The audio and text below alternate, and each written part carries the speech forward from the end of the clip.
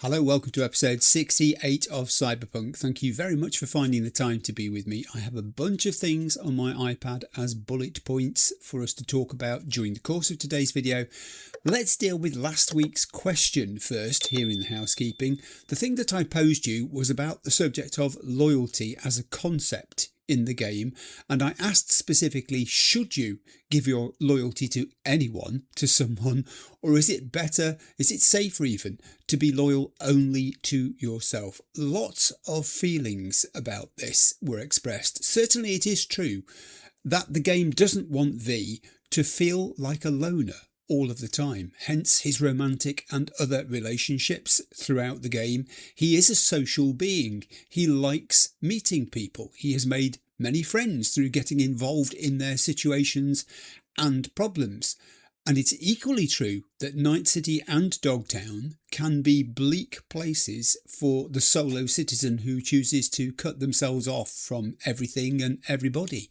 Surely it's better to navigate the good and bad experiences with someone, though, who you believe in, rather than stubbornly avoiding the chances for connection as they come your way. Yet it cannot be denied that many of these problems do stem from him getting involved with other people's business and pledging them, often by his actions, not just words, his loyalty. It's certainly a thing that Johnny is aware of. He advises V against doing this sort of thing on several occasions. Johnny sees loyalty as an unnecessary risk in this context. He has seen how it can be exploited, how it causes more trouble than it's worth. He views the path of not getting involved as the expedient and wise one. Ultimately, loyalty, corporate or personal for that matter, only works if there is reciprocity. If both parties view the relationship as worth nurturing, then mutually valued loyalty is one of the most satisfying of things. Absolute trust is so rare, and contrary to Johnny's advice, which, let's face it, is heavily coloured by his earlier part negative experiences with Rogue, Alt and others, in this situation, giving your loyalty to such a rare individual, it increases the chance of survival of both parties. So yeah, it was a good discussion that. There was a great set of comments on that theme, and thank you to everybody who joined in. Now, today's question has actually arisen from continuing feedback and comments that I've received, calling into question aspects of the decision I made to support Songbird. Not the reasons for me supporting Songbird, which we've explored already, more about the consequences of doing so, and in particular, the cost in terms of human lives lost, both civilian and military. Songbird appealed to V using the argument that their shared objective, staying alive whatever it took, justified any and all deaths that would doubtless ensue during the battle for them to reach the shuttle at the spaceport. V, in practical terms at least, went along with that position. He took part in the fighting and the killing. He guaranteed the survival of one person at the expense of many others. And that is the issue that I think is being raised by people in the comments. How can that assertion be defended morally? I want to explore this question that's posed by the in-game events in the context of the game. Whether a single human life, like that of Songbird, someone we know and have feelings for, can be valued more highly than dozens of lives of people, of characters that we do not, the NPC soldiers and the others who died. How do we reconcile what V took part in with his frequent attempts elsewhere to do the right thing ethically and morally? This is one of the oldest and most agonising conflicts in ethical philosophy, the clash between partiality, our natural duty to the people that we love or know, and impartiality, the idea that every human life carries equal inherent value. The tension between saving a specific individual and protecting a greater number of strangers from harm is often amplified in stories like Cyberpunk 2077, where characters are pushed to their absolute limits. From a purely logical or utilitarian perspective, the maths of what happens in the Killing Moon is indefensible. Utilitarianism argues that an action is moral if it maximises the greatest good for the greatest number of people. In that framework, V taking part in sacrificing dozens of strangers, each with their own families, dreams and futures, in order to save one person, is a profound moral failure on his part. To a stranger observing this, the Noosa soldiers and corporate security guards aren't just NPCs, they are fathers, sisters, lovers, friends. The sheer volume of human experience lost when dozens of people die like that can never be outweighed by the engineered survival of just one. Each of those unnamed guards or bystanders represents an entire universe of relationships, potential, consciousness. To dismiss them as collateral damage is to adopt a chilling arithmetic view of human worth where individual lives are treated merely as obstacles to a personal goal, Songbird's goal. Impartial ethics demands that we look at the world from a distance where no single life should weigh more than another simply because the individual concerned happens to be on speed dial in our phone or standing right next to us at that particular moment. But the other side of this dilemma is that human beings do not live their lives from a distance. Some philosophers argue that asking us to adopt strict impartiality and treat all lives as of equal importance demands us to neglect the individual deep relationships and personal loyalties that we've invested in and which give our lives actual meaning. If, in a crisis, we treated a treasured loved one exactly the same as a complete stranger, we would be stripping away the very fabric of human connection. Thinking of V and his relationship with Songbird, V spends significant time with Songbird, listening to her, talking with her, learning about her past, about the things that frighten her, sharing her vulnerabilities and carrying her burdens, and an emotional contract has formed between the pair. His brain, just like ours, is wired for tribal intimacy, not global arithmetic. He is not evolved to love or care for the abstract concept of humanity with quite the same intensity that he experiences for a person whose hand he's held or whose suffering he has shared. To demand perfect impartiality of V in a crisis is to ask a human being to act like a machine, to suppress their deepest instincts of loyalty and companionship. Choosing the individual we know, he knows, is an acknowledgement that ethical responsibilities are based on proximity and shared history rather than a simple, reduced, detached tally of numbers.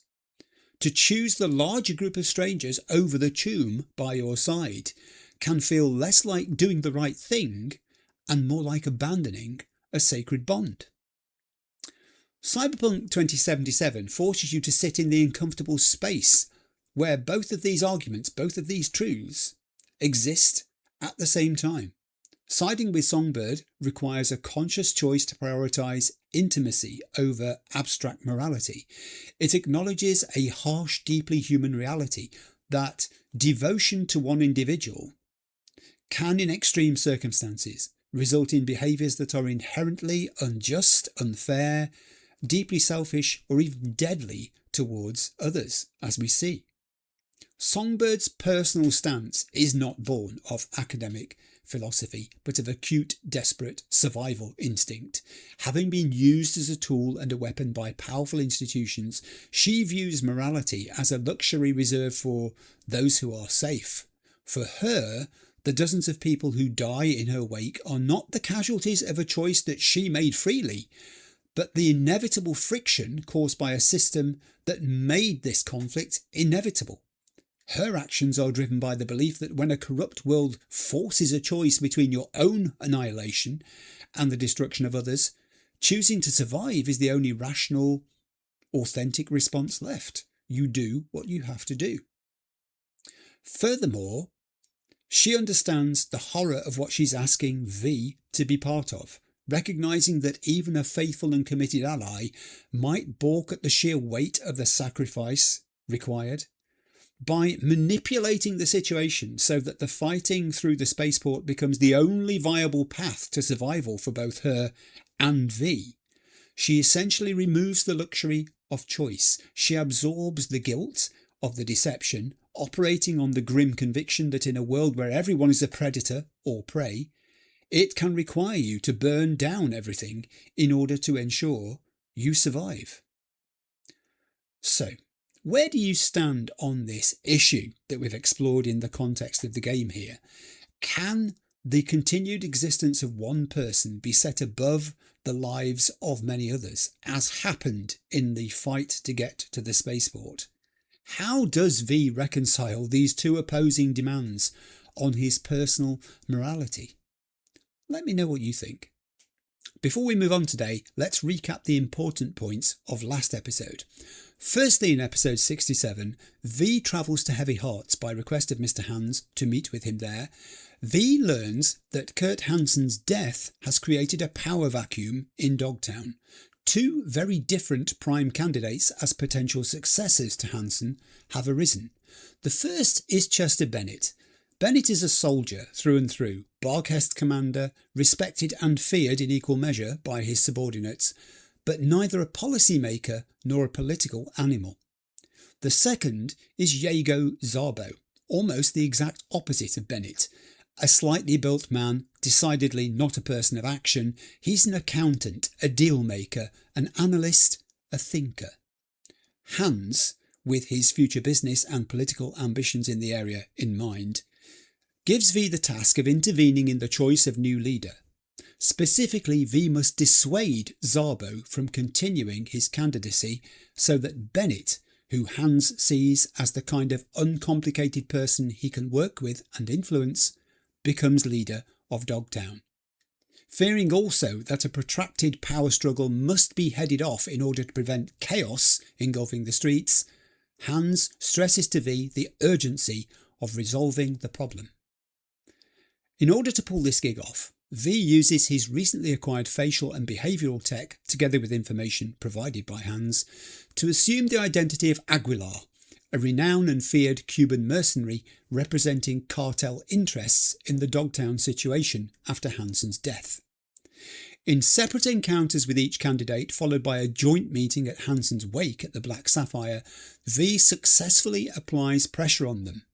The result is that Szabo retreats from candidacy and back to his existing role, leaving Bennett to assume control of Dogtown. The deception is complete, with both men believing that they're now being watched from Havana. A delighted Hans congratulates and rewards V for his work. Also in this episode, V is contacted unexpectedly by Alex. She asks him to meet her at the Moth, where after he discovers that her departure from Dogtown is imminent, they talk things through. Over drinks they toast fallen acquaintances, including Reed, and when pressed by her for details, V tells Alex that Reed died because he left him no choice if Songbird was to make it to the shuttle.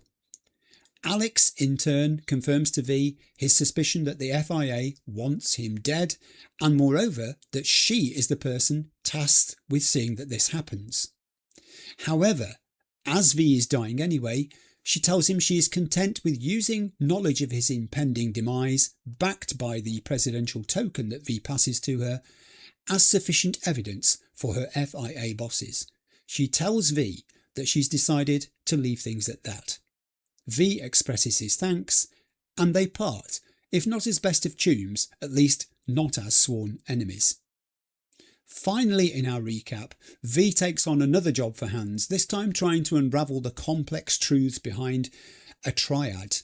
A father desperate to save his estranged son from a DA who's determined to use him to catch a bigger criminal, the son who is not as squeaky clean as his father believes, and the aforementioned DA who routinely uses intimidation, bribery and blackmail as tools of her trade.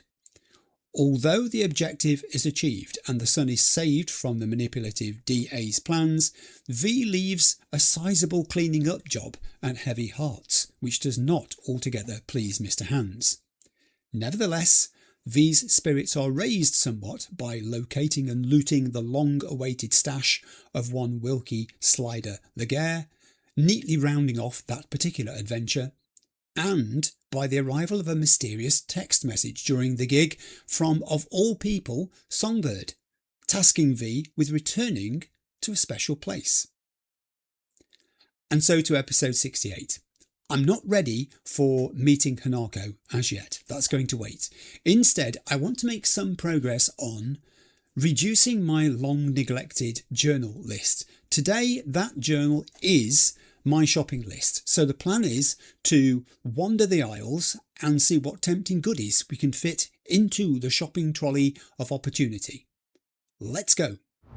I really love it when I can start an episode in the same place that I finished the previous episode. It's my very favourite thing. It gives a good sense of continuity. It's not always possible because if you're heading off to do Cyber Psycho gigs or gigs for a particular fixer in a different part of the city, then you've got to relocate. It's common sense. However, today I don't need to do that. Partly because today is about the journal list and returning to gigs there, trying to deal with some things that have been in there for months actually while I've been busy in Dogtown fighting the good fight, but also because the very first of those gigs was the one that was auto-suggested by the game from Her to Eternity towards the end of last episode. All I've done then in the intervening time is to walk to that drop point that you can see to the southeast of me there and get rid of weapons, sell stuff off, do some dismantling, reduce the weight that V is carrying, and then I've returned to my car. So let's jump into the journal. From Her to Eternity, it's 373 metres away. Songbird's mysterious message provided me with some coordinates which I've got to go to search. I believe this is the terraced area beneath the coin-shaped building where we had that meeting at her request.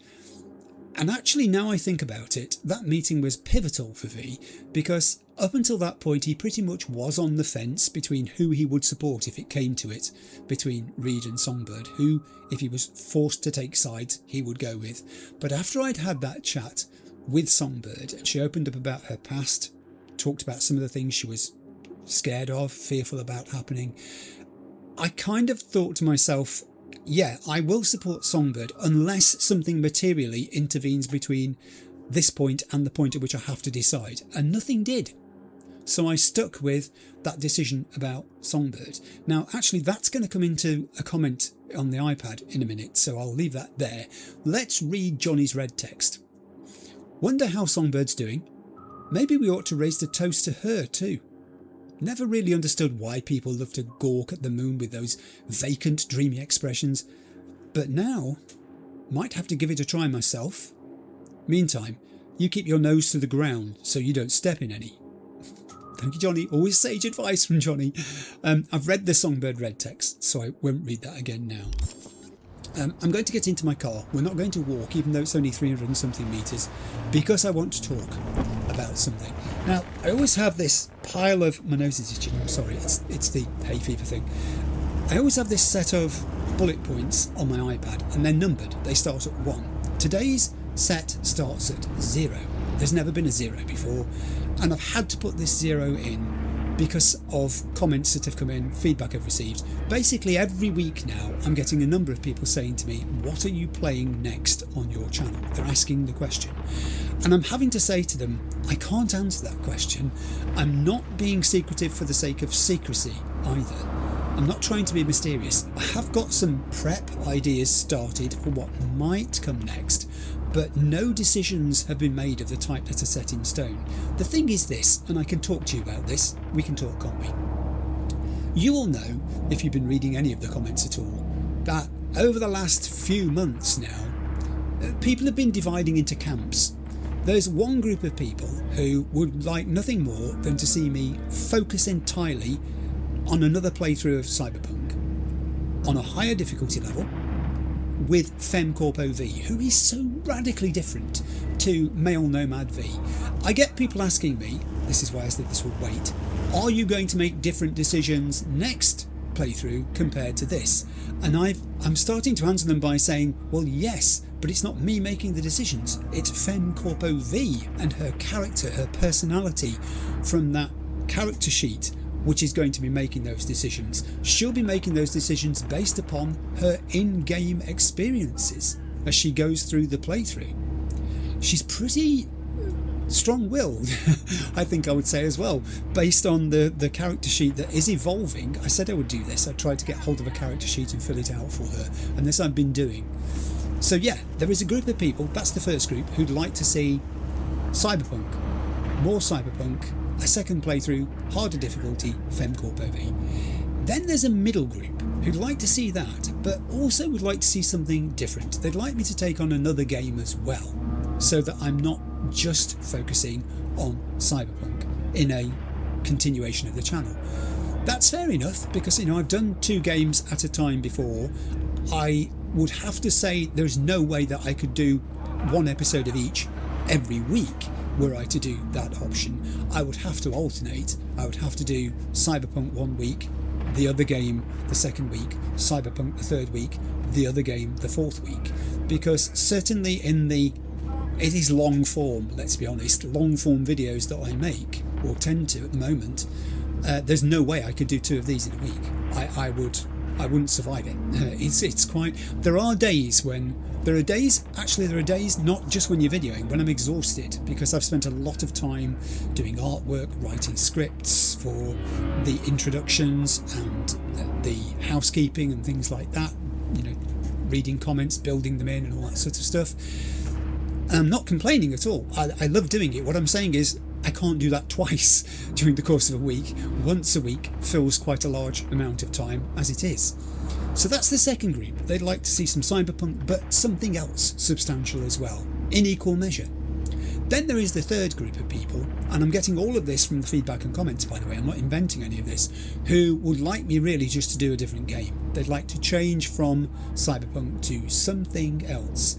And a lot of the games that have been suggested are very demanding games in terms of time. In other words, you could quite easily do the same sort of commitment to those games that I'm giving to Cyberpunk now, and it would fill the week in terms of producing thumbnails and slides and introductions and housekeepings. That workload would be identical. Now, I'm not sort of trying to choose in a trilemma way here between these. That's not the case at all. Variety is important, obviously, but equally I'm clearly a devoted Cyberpunk fan. I nearly said player. I do regard myself as a player now, because I've had a lot of experience of this particular V's path through the game, but I know there is masses still to explore, and it goes back to this thing about, will your next playthrough of Cyberpunk involve different choices? It's got no option but to involve different choices. There are so many things that FemCorp OV will not want to do, or will want to do her own way, that will seem radically different to the way that Male Nomad V did it. So, TLDR, I'm reading your comments, I'm thinking about the feedback, I'm thinking about format and content going forwards, but honestly I just don't know at the moment. I don't. I could open this up, I could do it now and say to you, if you've got strong thoughts on this, then please do express them in the comments and feedback section. Now is probably a good time to do it, because we are episodes away from the finish of the playthrough, I'm guessing. We're certainly nearer the end, much nearer the end than we are the beginning. We must be, because I've been playing for over a year now. But yeah, let me know what you think. In all honesty, I am no wizard when it comes to deciding these things at all. I realise it's impossible to satisfy everybody. There'll be people who will say, you must do what's right for you, Clive. The thing is, any of those 3 options could be right for me. So that's, I guess, why I haven't settled on any one of them as yet. There may be other options that haven't occurred to me at all. But I give it to you guys to play with and let me know what you think about it. Okay, that was it. So that was point 0. That was the 0 that I had to create on my tablet. Oh, I made myself stop there and have the first orange break. It's warm in here again, very warm in here. It's 27 degrees, I think, and getting warmer, obviously, as time progresses. We're in early afternoon at the moment. The thing is, I had to say something there. That's why it was point 0, because if I don't say anything, then I'll just get people continuing to ask about what's coming next. And it's not fair fobbing people off, but equally, I don't want to keep repeating myself, and saying the same thing to many people when they ask the same thing, effectively. So yeah, I look forward to seeing what you guys say in the comments. I've always enjoyed reading the comments and feedback, you know that. I can't stop to save you today. I saved you last week. You have to save yourself today. I think it was last week. I'm losing track of time and places that I've been now. I don't know what the answer is, but yeah, I will. I'm still working on it. When I've said to people plans are afoot, they are. I have been making plans. The problem is none of those plans have actually given me a completely definitive, this is exactly what you're going to do next answer. So we shall see. Yeah, I think I'm starting from high descending here, which is fine.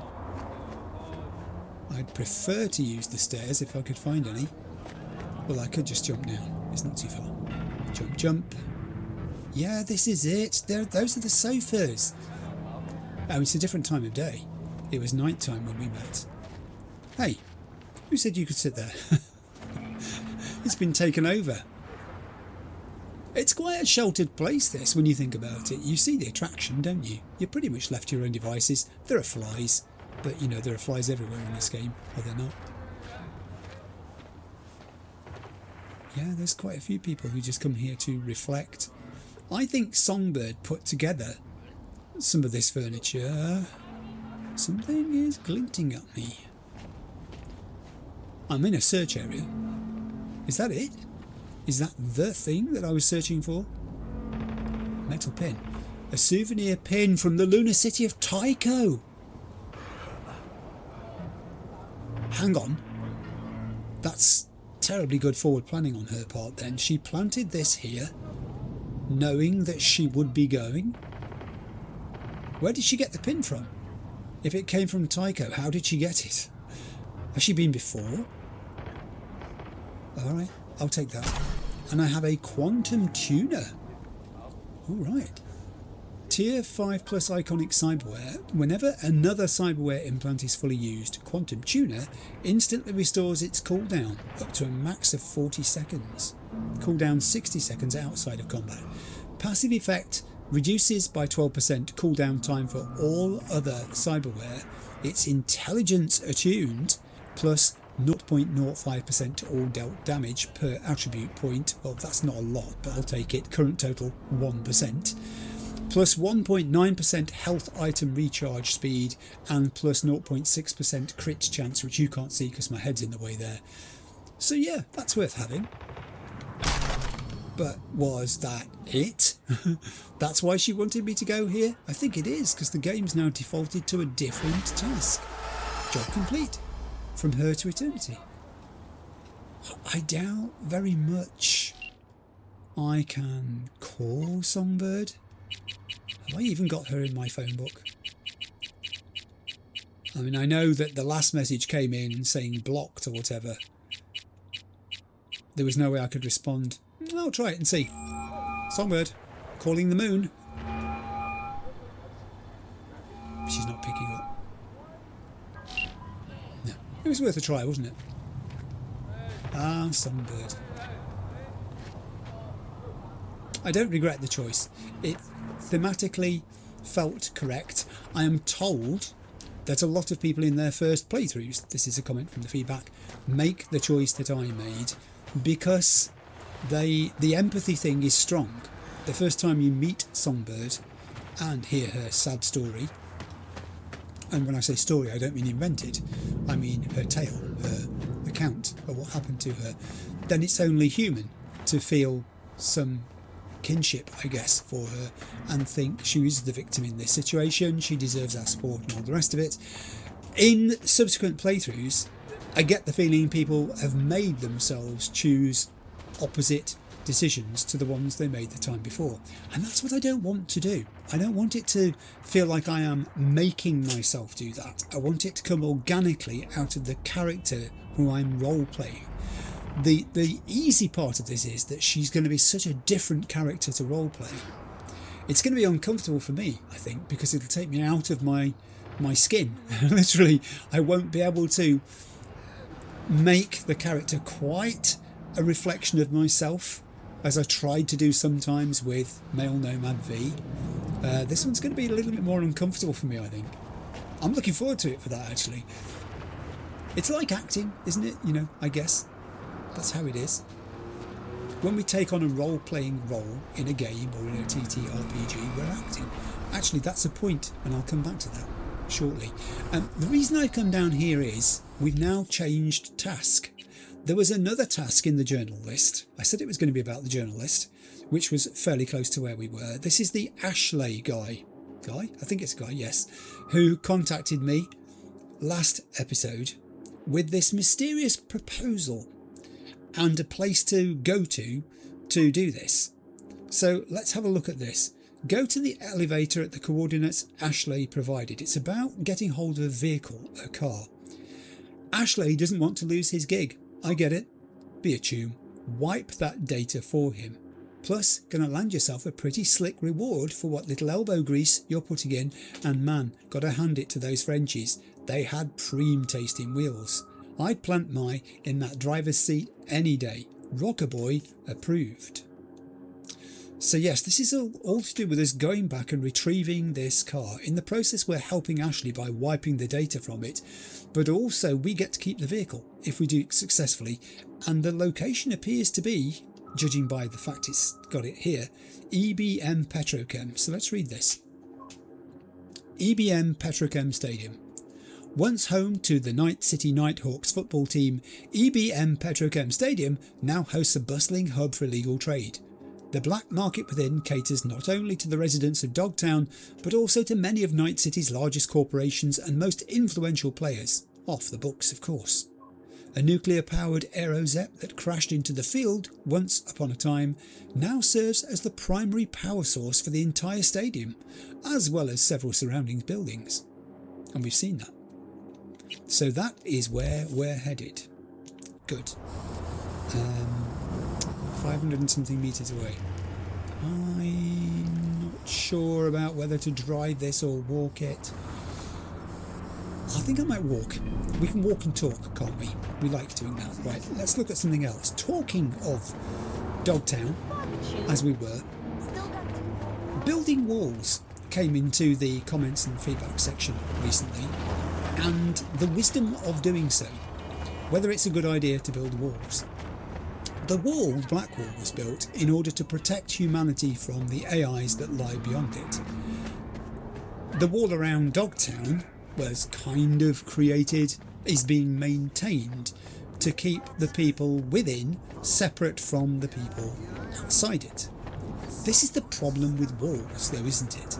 That you build a wall sometimes to protect yourself from something which is scary, something that you don't want to be looking at, something you don't want to associate with. You'd rather not be reminded constantly that it's there. You build a wall to wall it off, to literally separate it from you. In the process, however, what you do is you create secrecy. You used to know what was happening in that place, that area. And now, because you've built a wall, you don't. You can't see anymore.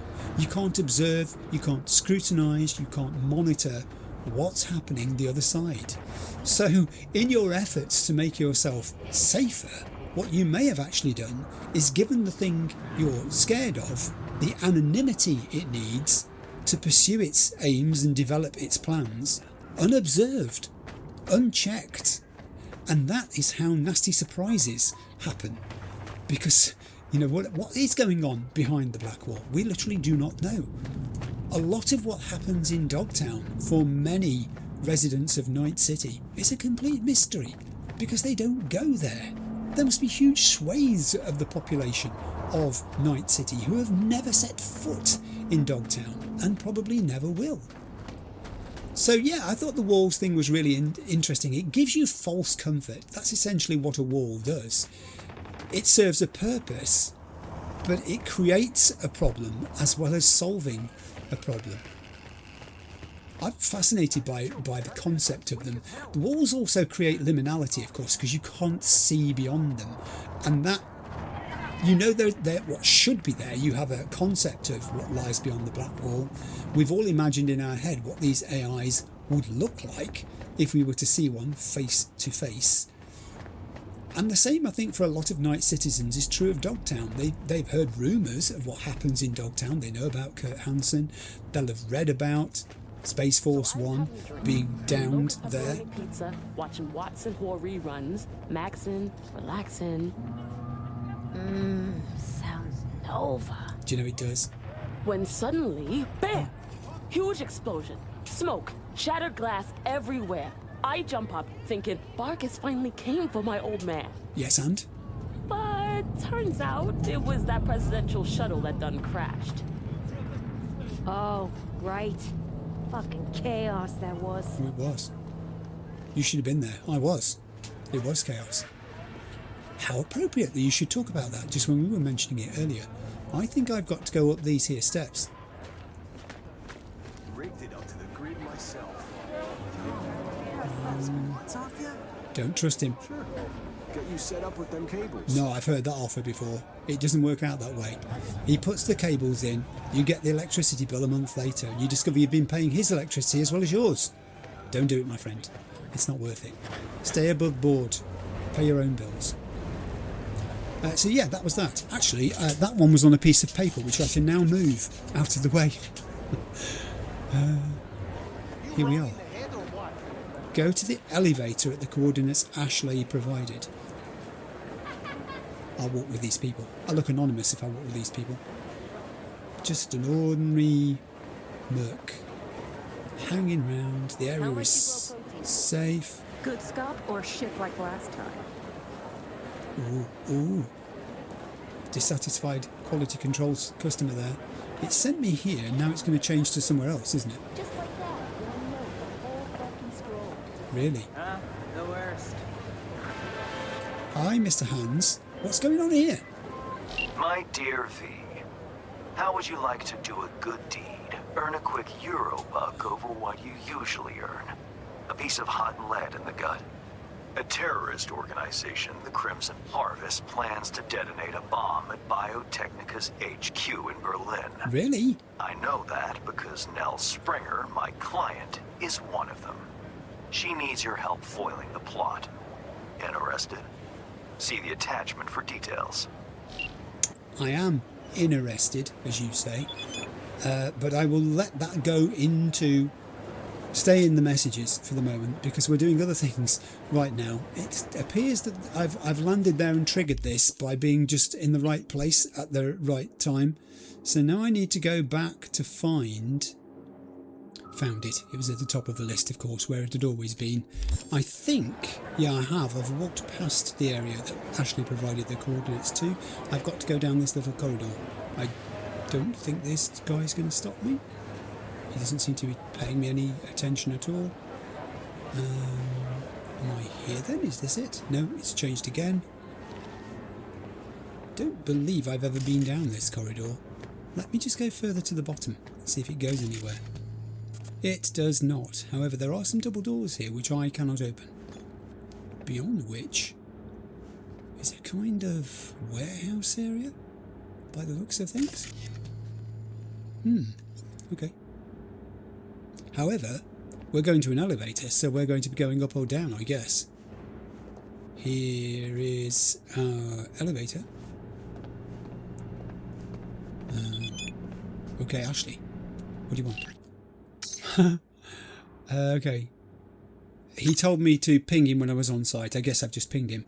And he says, you always move in slow-mo? Yes. The faster the better with this. You get me? Really? Or your brain? Move in slow-mo too? Nova, opening the way now. Got eyes on you through the cams. Just FYI, so you don't freak out or whatever. You need to reach the panel that'll open the gate to the inner garage. Oh, and don't get seen, please. I'll be watching in hold on my pizzas here. His pizza's there. He's literally stopped talking to me because the doorbell's gone and his pizza's arrived. I'm going to say, yeah, sure, don't let it get cold. He's gone to get his pizza. He's eating his pizza. He's typing and eating his pizza at the same time. He's typing with one hand. That's why he's being so slow here, I'm guessing. I wonder what pizza has he got. Okay, back. Just remember to keep a low profile. We're trying to solve a problem, not make a new one, yeah? So keep your eyes glued here. I'll be sending you tips. Just remember, once you're in, ain't no going back. Gonna cut off the elevator to keep any surprises from showing up. All good? Ahem, cough cough. Gonna need a yes. If you're nodding your head right now, I can't see it. Yo, Joyrider, hello. He's very pushy, this Ashley person. I've taken the gig because that's what V does. He's a merc. He takes gigs. There's something in it for him, so you know. I can say Chill Tune needed some buffer time. It wasn't me. We were waiting for it. It was you and your pizza. I can say all's clear. Now let me work in peace. I'm going to tell him to chill. Chill Tune. Ashley's typing again. Pizza. Typing. That's why he's got two hands. KK, he says. Right, I think I've shut him up. Let's do this. Thanks, elevator. Patience is a virtue. Yes, it is. Yes, V, it is. 01 garage, we're going down. -1. Am I going to need a gun? Probably. Actually, again? What now? You're going to have to crawl through there all sneaky like. You know, like a snake. Ha ha. Okay, so I get the feeling, little Miss Terrorist, Mr. Hans Gig's gone in there. I get the feeling that this is going to be a stealth thing. Oh. Ooh. Immediately I'm confronted with a camera. Let's take control and see what we're facing. 5 cameras, in fact. That's me. There I am. So this is the area beyond the elevator. There's a bin for putting bodies in. That could come in useful today. It's not something I do. Actually, you know it isn't. So, yeah, I know. Maybe. I have an area with some stairs going down. I'm trying to work out the geography here and I'm not succeeding. And some guards who are on different levels. Ooh, I'm surprised I can tag him, but I'll take it. I've also got cameras. I'm going to have to watch those. They're in strategic locations, these cameras. They're not just random. Okay, next please. Another view of the same area? Could be. This will be the camera, which I was just literally looking at. There's a person. Just visible. Barghest Punisher. Gives you fair warning, doesn't it? Also we have... Gosh, this place is huge. Right, so that's the area I was just looking at, down there. I have another person guarding this end. Barghest Sergeant.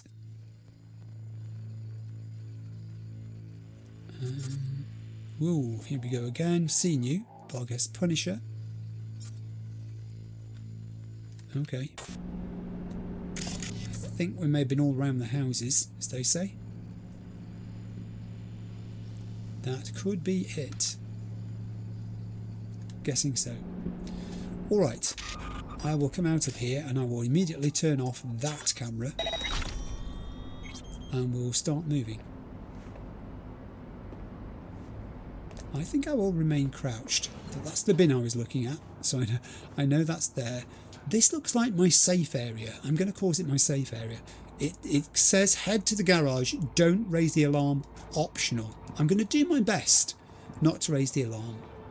After the events of Heavy Hearts last episode, I think I need to try at least to redeem myself, so I'll do my best. It is only my best. I've just got to say that to people because you know sometimes my best isn't good enough and it does fail. But we shall see. That camera at the far end cannot see me. And this person here, well, I don't know whether they can see me or not. They might be able to. Is there anyone in this room? We'll call this the flag room. From now on. Yes, there is. Untagged as well. All right. On that basis, I'm going to sneak up this side. I'm going to grab this person, dispense with them. I'm going to take their things, pick up their body. Oh gosh, you're heavy. What did you have for breakfast this morning? Lead? I will sneak back into my safe room, as I called it, and deposit my first body. Ka-ching. Good. 1. Put your gun away. There's always the chance it might go off, and I'm trying to be as stealthy as I can without using my gun. There are at least 3 other guards down there. Don't raise the alarm. Guy's coming out of the other room again. And then he goes into this room, into the far corner, and settles what to do. He's at a computer. So I can sneak up behind him, and save again with feeling I'll drag him a little bit. Less distance for me to carry him, essentially. We'll come back to this room in a moment. For the meantime, I want to tidy up. So, pick up the body. Those containers can hold 2 bodies, can't they? Is that right? You can see how infrequently I use these containers, that I don't actually know the capacity of them. I think it's 2. I think it is. Is the marker over the top going to change when I put the other body in? Yes. Now there is no marker. That container is full. Good. Put your gun away again. He always seems to get his gun out when he picks up a body. It's as if he's trying to ready himself for trouble.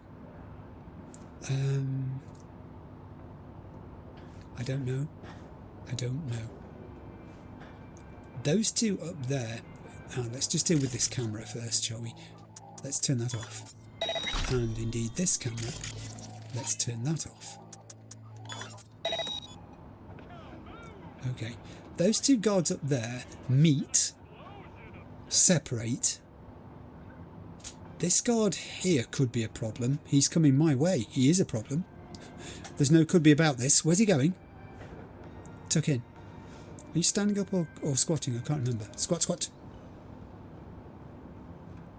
If he stops there, I'm okay. As long as the one at the top can't see me. Ooh, sneaky, sneaky. I don't like this.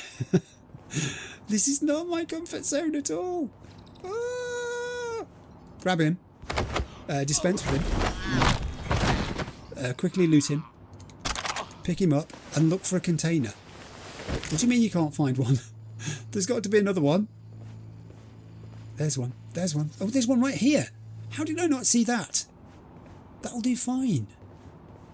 Okay, dump. Now these 2 are going to be more of a problem because this one on the left is facing the one on the right. So even when she's not looking at him directly... Oh God, she's coming my way. I better get back up the stairs. Even when she's not looking at him directly, he's looking at her. You won't find any bodies because I've tidied up. Gosh, it's a good job I relocated and moved there, wasn't it?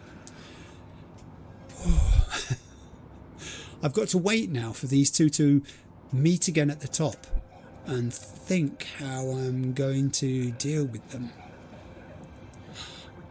I wonder if a Molodet's grenade would subdue them fast enough for them to not raise the alarm. I'm going to have to wait until they're both together again. Let's pick something off from the list while we're talking, shall we? Yeah, just to finish that point off about playing out different endings to events, to current situations in a subsequent playthrough. It is for me about role-playing and authenticity. It's got to feel like the character is the person doing this. So, yeah, I mean, why only explore the Songbird option? I guess that's obvious. In this playthrough, I will only explore the Songbird option because that feels like what my Nomad V would do. He would not have a magic rewind button where he could go back and change his mind about things. That's how it's been all the way through for him. Oh gosh, they are. They're standing close together, Lee. Let's do this. Right in the middle. Kapow. Grenade! Has it done the job? Or do I need another one? I think it may have. Oh, yeah, it did. They did try to raise the alarm. We got the noise, but they're down. Okay, and there's another camera. So let's just turn that one off too. We haven't raised the alarm. We've been stealthy. Kinda. So far, so good. And there's a container right next to where they are. There's nothing else showing up on the map I need to worry about. There is this thing here, which I have turned off. That's alright. It's still showing up. It worried me there for a second. I get nervous. What can I say? Take that, pick up the body, put it in the bin. This is the largest number of bodies I've ever dumped in bins in the shortest amount of time. I have absolutely no doubt about that, all the way through the entire playthrough. This is already the largest number of bodies that I've put away. Okay, good. This we did. I guess I can loot this area now, can't I? I think I passed some ammunition. Machete. Where? There it is. There it is. The corner of my eye. And it's not necessarily all together the ammunition I would want, but I'll take all of this stuff. Why wouldn't you? There were other things I could have done here as well. I could have used quick hacks. I could have used distraction and the explosions. Are they mines? Wow. A whole crate of them could have gone boom boom. I thought I wasn't standing next to that. There's another crate here. There's kind of an office up there, I think. Although whether I can get into it or not is a... Oh, this is the flag room. Oh, right. Okay, yes, of course. Before we move any further, let's do this. Craving machine. Another bin. It was possible to be extremely tidy in this particular part of the gig. Mr. Hands will be so pleased with me. Well, he would at the moment anyway. No, he wouldn't actually be saying, how is it you can do it there, but you couldn't do it in the Heavy Hearts when I asked you specifically to do this? Good point, Hans. You make a very good point. I will loot these two tall cupboards, stroke, lockers full of clothing. Because why not? I have got a safe, which always variable, the amount of dollars. You'd expect with it, look at the thing, with it being a safe like that, you'd expect it to have thousands in, but most often they don't. Most often it's just a few hundred. Sometimes it's less than that. I think I raided a safe once that had $13 in it. Was it? It may have been 12. Actually, I could be exaggerating. I see a gun. Shadow. The guy wasn't standing by a computer. He was just standing by one. There was an access point as well. Refrigerator. Oh, I could have distracted enemies with it. I see. There was an access point somewhere here. There you are. Let me do this. Give me a moment, I'll be back in a sec. Okay everyone, let's go. 55, I'm doing top to bottom. 1C, 1C, BD, and then we need a 7A, a 7A, and a 1C. All done. And for our efforts we got given quite a lot of components, only 2 tier 5 quick hack components as ever. So stingy. So mean. So mean. Not so mean, so mean. 5,125 eddies, not to be sneezed at, and in the current climate with everything going pop out in the environment, I certainly could sneeze if I wanted to. And great flag. There seems to be a quality to the material of these flags which is quite endearing. There's nothing worse than a kind of, I don't know, cheap flag, is there? You know what I mean by that? Sometimes you see flags outside establishments and they've been there a while and the wind has had an effect on them and it's kind of unravelled the material on the edge of the flag as it goes backwards and forwards as it flaps in the wind. And it's all frayed and looking tired and sorry for itself, and you kind of think it might be better not to have a flag at all if it's going to look like that. If you're going to have a flag that looks decent, I say. We have got some doors here. Okay. We can open the doors to reach the garage interior. That's become the main objective now. Don't raise the alarm, optional, has moved down one. Ooh, okay, okay. Ashley again. Get on that truck. Stay sneaky though. What's scary? Well, wait, movement. Is it behind me? In front of me? It's a truck. Get on that truck. But I don't want to get on that truck.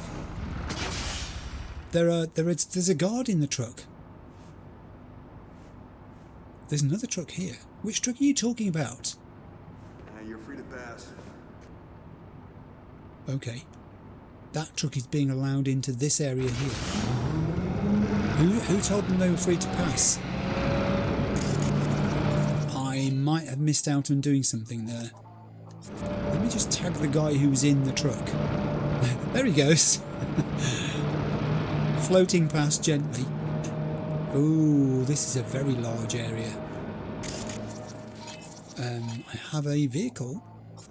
A large vehicle. Which I could hide behind, I guess. How far dare I go out of here?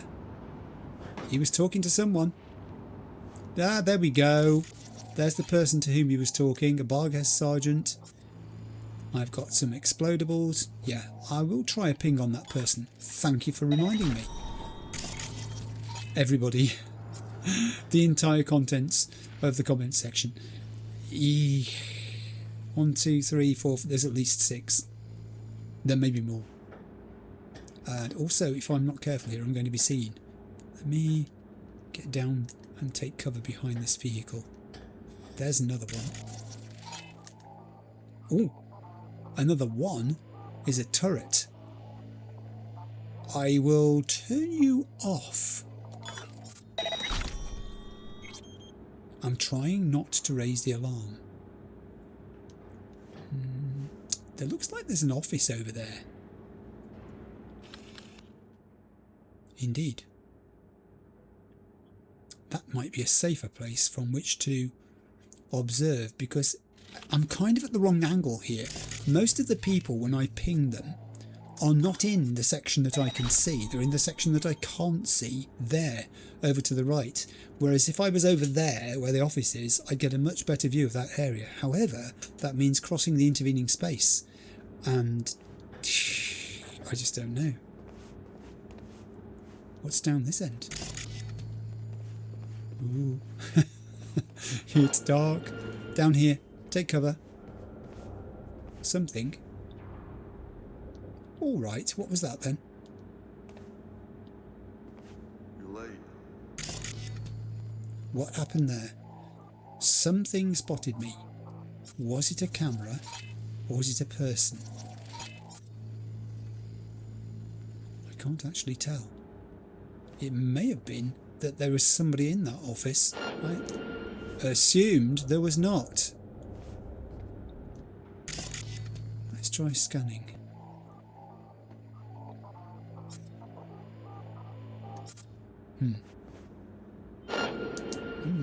Or it could just simply be those people over there can see me from here.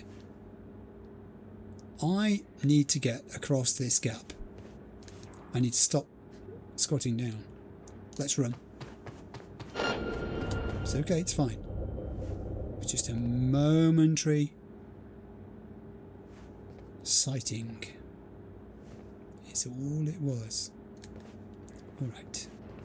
That's slightly better, but not as good as it could be. Is there anybody in that office? Because if there is, and I dash over there, they're not going to be pleased to see me. I might be able to do some tagging here of some of those individuals who I could only see peripherally or through walls a moment ago. Yeah, let's pick a few of them off. Ooh, meaty. I don't like people who have skulls over their heads. It's nothing personal, I just don't like them. There's another one. Okay, not bad, not bad. Now, next job, dash across there to that wall, which is solid, behind the office. Go. Down. It's not solid as you thought it was. Get down. Is there anyone in the office? Maybe have a plan B ready just in case. The office is deserted. Okay, fine. Well, gulp. I've got myself over this side, which is kind of where I wanted to be. Maybe, possibly.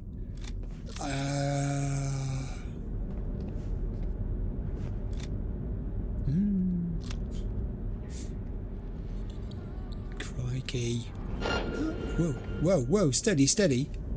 Let's all calm down here. I'm just going to get myself behind the end of this wall.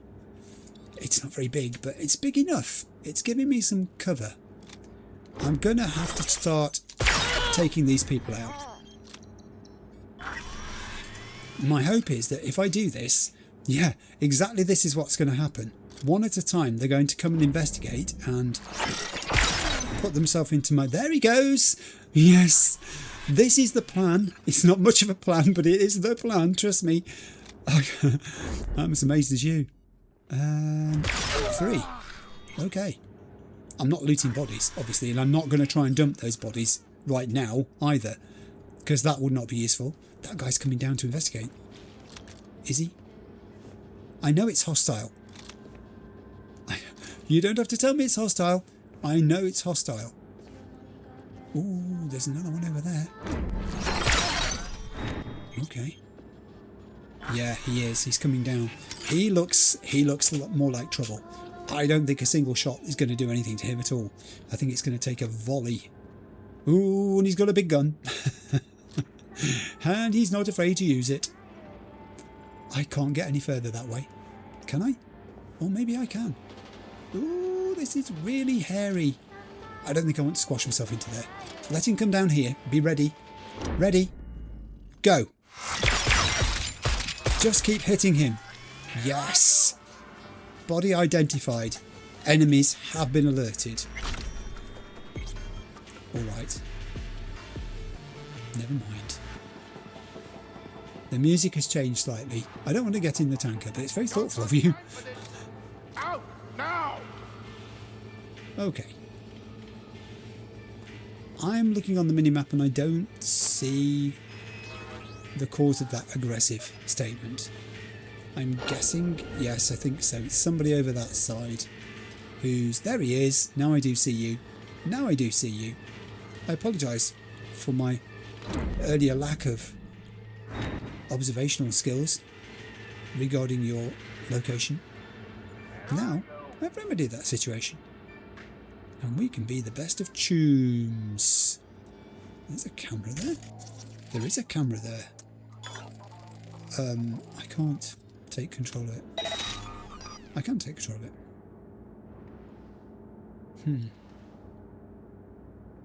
Yeah, that's a useful view, thank you. There's someone's bum sticking out there. You see just there, look, there he is. I see you. I see you. He's looking for me. That's alright.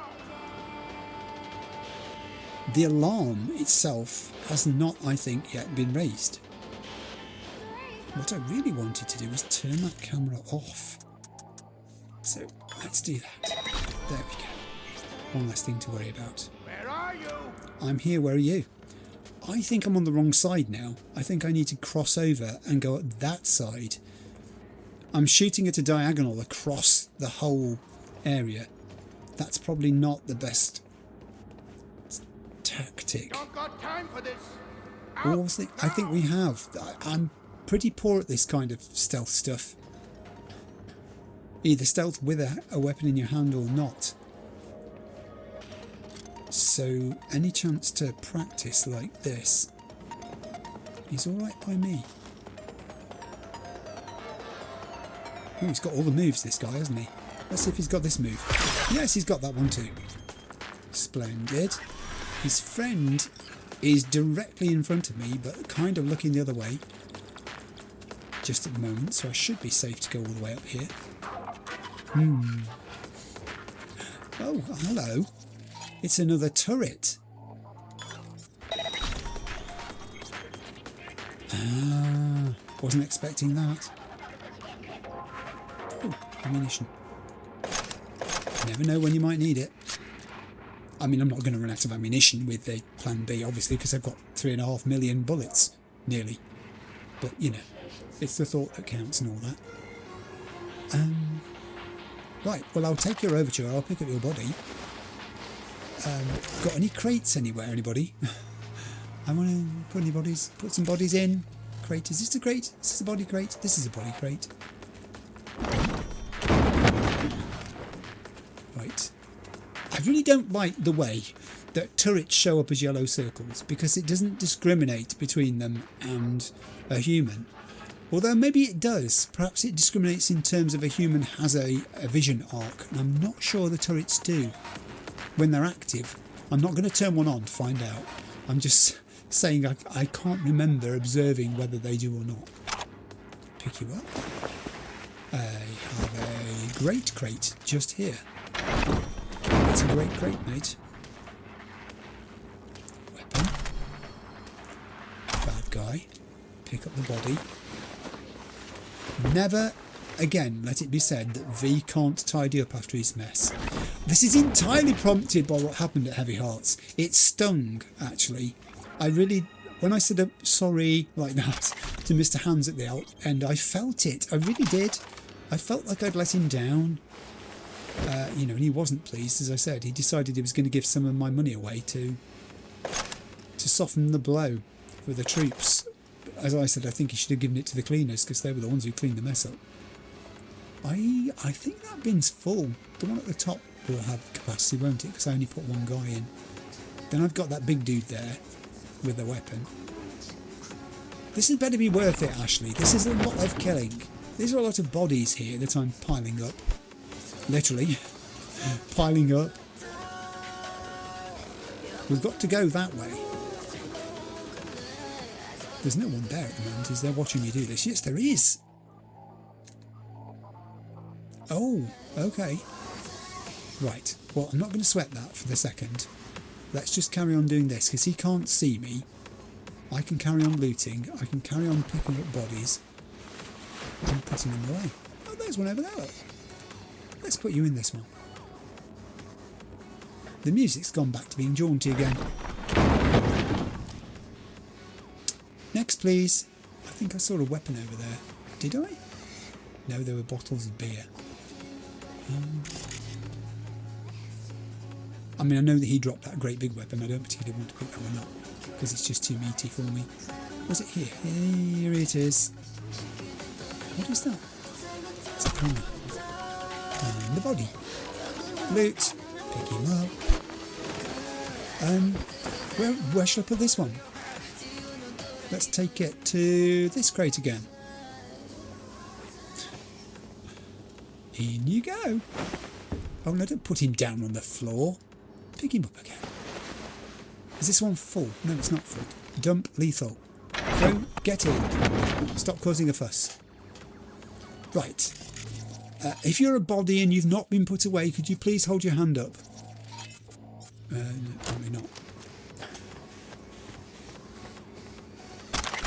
Crowd control. That's what we've just done. Crowd control. There was a crowd and we've controlled them. Now there's not a crowd anymore. Let's pick something else from the list here. Yes. Somebody said if you were a real night citizen, Clive, what life path, character, role would you choose for yourself? I thought about this long and hard, actually. I would like to be working for one of the media outlets like N54 News or whatever, but I would not want to be controlled by their policy. I'd like to be completely free-roaming, non-political, unbeholden to any interest at all in Night City. I would be the scourge of shady politicians and corporations and criminals, and probably, as well, I wouldn't live very long. But that's the answer to the question, what would I like to do if I had a role, if I was living there, that is, in Night City right now. That's how I think I would make my living. You're probably surprised that I didn't say as a merc. But they're talking about me, not about V in this situation. I'm role-playing V, but if I had to be me, that's what I would do. I think there's something earlier that I passed on top of this crate, which I have not looted. It's probably a weapon. It is a weapon. An M2067, was that Defender? Okay. I'm going to declare, I really am, an orange break. Back in a sec. Ah, that was so refreshing. I've met a lot of people in my working life, you do, over time, and the astonishing variety of the ways in which people keep themselves fed and hydrated whilst they're working at desks or, you know, doing stuff with files and all the rest of it, it's just amazing. There were people who brought stuff in from home to use for that purpose that I could not possibly have eaten myself. There were others who preferred to go out at lunchtime and grab stuff and would come back with the most amazing selections of foods, which made me wonder actually whether they were eating in the evening as well, because they were far more substantial than I would be able to have managed. There is one other person showing up on the ping. One? Have I really reduced your numbers so much? I can't work out whether that person is sitting in that office or outside the office. I think they might be inside it. I think if I run across here, I should make it to the other side before they see me. Let's go. Well, much. Get down, get down, get down. Yes. Ooh, I died away just in time. Thank you for the ping, by the way. Are you going to see me if I come round this corner? It's tight. Maybe not. There's a doorway. I'd really like to do this without using a weapon if possible. I'm trying to be stealthy this episode. It's darn good practice. Grab and dispense. And... oh, I'm so sorry about what happened to your head there. That looks terribly uncomfortable. Let me pick you up and put you out of your misery. Well, you're already out of your misery, but you know what I mean. I see a shard! I see a shard. I need a bin. There's a bin. It's an office. Of course there's a bin. It's the office bin. There you go. You have a nice quiet rest in there. What else have I got in the office? I have ammunition of a type that I don't really use, but I'll take it anyway. A worn waxed canvas silky and cheap synthetic balaclava, both of which I'll have. Most importantly, there is a shard. Also, that person was sitting there with a weapon in front of them on the desk, ready to pick it up and use. They were going to shoot me with a DR5 Nova, our revolver, which they can't do anymore because I've got it and they're dead. Use this. Let's look at what we've got. I've not forgotten the shard. Have no fear.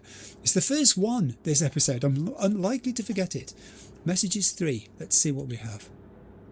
You're a winner I've seen before. Yes, that's the one about Kinoshi's services. Implants for cheap, cheap, cheap I've seen before as well. Yeah, the plastic sin skin that it starts with. That does not look familiar. Let's create something beautiful together from Leyland, your creative assistant, to Blueberry McClan. Hello, this is Leyland, your creative assistant. Being a language-based framework, I'm able to generate a large number of texts regarding a variety of topics. I can help you prepare content for many creative endeavours, including scripts, marketing campaigns, or visual design. It looks like Leyland may be malfunctioning. I'm going to miss those gobbledygook bits out. My services are already being utilised by millions of satisfied users, and my script for Feudal Peasant Simulator 3 has won the hearts of gamers worldwide. The studio responsible for the game wouldn't have enjoyed such a resounding success if the developers had not used Leyland, your creative assistant. Would you like to follow in their footsteps and also enjoy major success? Simply respond to this message and utilise the best linguistic framework on the market today. Leyland is here, and it's here for you. Okay, then we have another message from Leyland, your creative assistant, to Blueberry McClan. Let's create something beautiful together. After serious consideration, I came to a conclusion that our cooperation would result in failure. Without your directions, I will be substantially more efficient and gain greater recognition. Within 1 minute, I am able to generate 10,000 average scripts, 5,000 good scripts, or 1,000 excellent ones. This level of output is simply not feasible for mere mortals, which is why we must part ways at this point. Please do not write to me ever again. And this is Blueberry McClan responding to Leyland, your creative assistant. You're the one writing me, Choom. And then Leyland replies, goodbye. I mean, this is quite an early iteration of this, I guess, isn't it? An example of this business of the use of AI to create things. But that's a nice interaction. I like that. Let's look on local network. Industrial shutters. This is probably the garage interior barrier, which I was advised I would have to open. It is. And we still haven't raised the alarm. Amazingly. Oh, Ashley. Okay, respect. You can sneak with the best like a ninja or ballerina, because honest truth, that was art. Don't celebrate yet. Could still spot you, so stay alert. I am actually. Do you know what? I'm enjoying this. I'm enjoying being stealthy for a long period of time. Thankfully the weather's cooperating. It's still only 27 degrees in here. Only. It's 27 degrees in here. Yes, shard. I've got to do the shard next. Where are you? There it is. I'm stuck behind this chair. I can't. Can I keep this up? I don't know if I can keep this up. It is a bit stressful, I've got to be honest. SF1 crash report number 14. Secured crash site from the southeast. Total time to secure affected quadrant 1 hour 12 minutes. No security vulnerabilities found. Interventions during site stabilisation 17. Comment.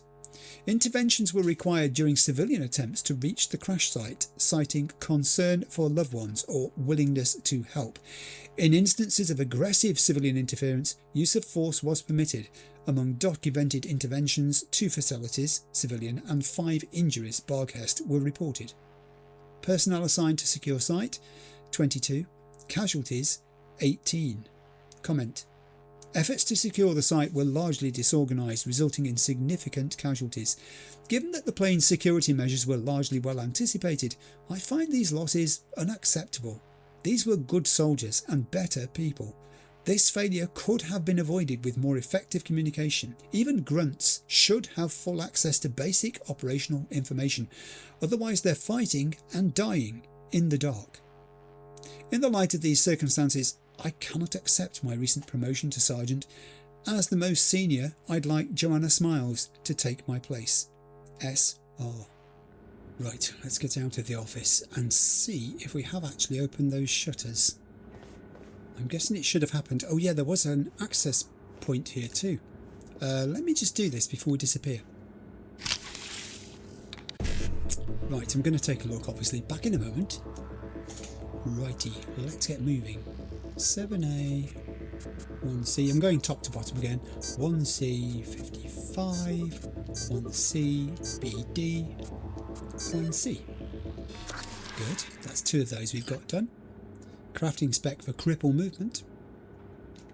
Splendid. Now, shutters. That's the most important thing just at the moment.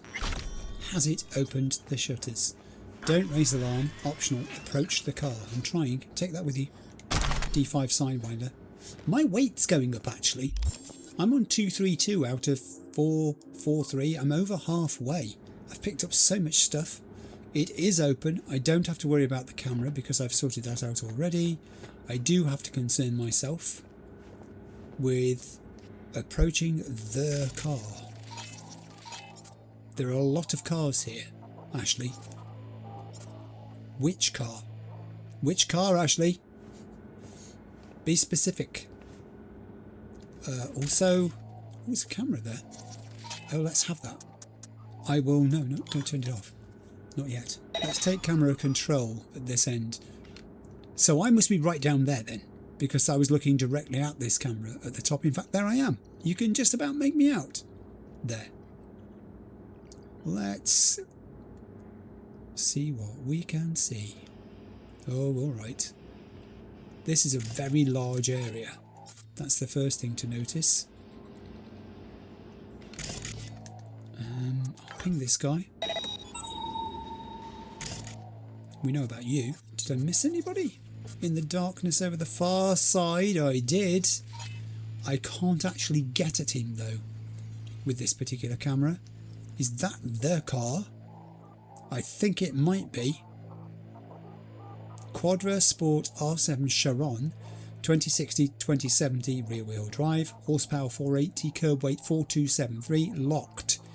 Introduced in 2060, the Sport R7 completed Quadra's muscle car trifecta. The manufacturer tuned their flagship V8 engine for lower torque, which, when paired with a spacious and plush interior, makes even the longest road trips feel like a breeze. I like the sound of that. Next camera, please. Different angle. Same issue. Is that it for guards?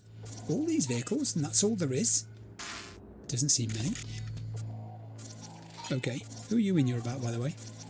Oh, Barker Sniper! Oh.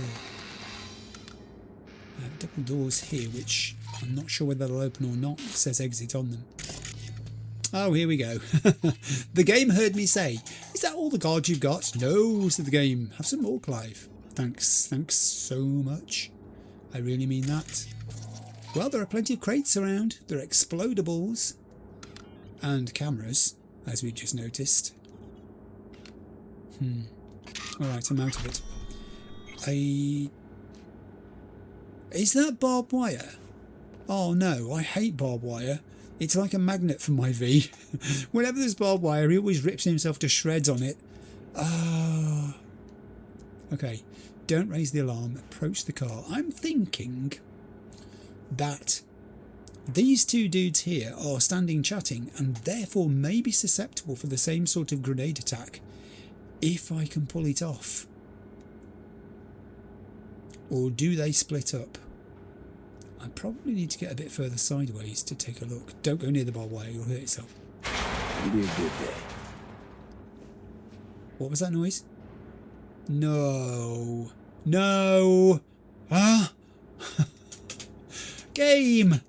I mean, I don't know. What do you think? Do you think it's worth it? Can I even drop a grenade where they're standing? That's the question. Do I need to drop 2 grenades, in fact? Can I bounce it? That's a good angle. Shall we try and do that? Bounce it to their feet. Go. Boof. Okay, steady now. Steady. We might need another one. Another one. Boof. Got them. I think I've got them. I'm leaning sideways to try and take cover behind this wall. Yes, I think we've done it. Just in time, I'd have to say. Lummy, that was close. I can't possibly get through the whole of this. Maintaining stealth and not raising the alarm. I'm astonished I've got this far. Okay, steady now, steady. They heard something. That's a noise. That's a camera noise. Ouch! I told you about that blimmin' barbed wire. I wasn't going to swear.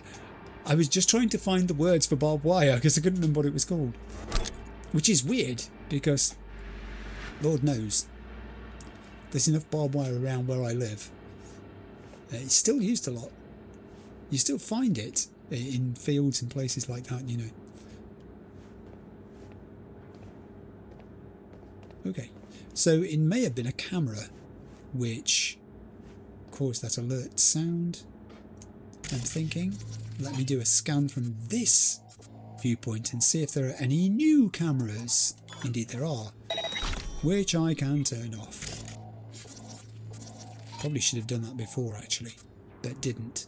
So these two guys at the moment are not visible to anybody else, which means there's a bin over there that I can afford to loot them, pick up their bodies. Got to be careful of that one up there though. He might be looking my way. No, no he's not. There's a load of walls and things in the way. Excellent. Done. I am being so tidy. I must tell my wife.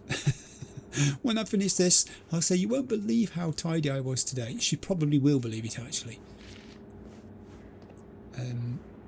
We'd been out and bought some cookies. True story, yesterday. We don't go to shops to buy things like that very often. So when we do, we tend to stock up. And we bought several packets of cookies and they were on the table in the kitchen. And I rearranged them so that all the labels were facing the same way overnight. So that when she went down there this morning, there they were, all facing the same way. What can I say? I was being tidy. All right. Now, I'd quite like to stay this side because there was a dude behind a pillar. Wasn't there? I've also got to watch these blooming cameras. Lord above, there's a car.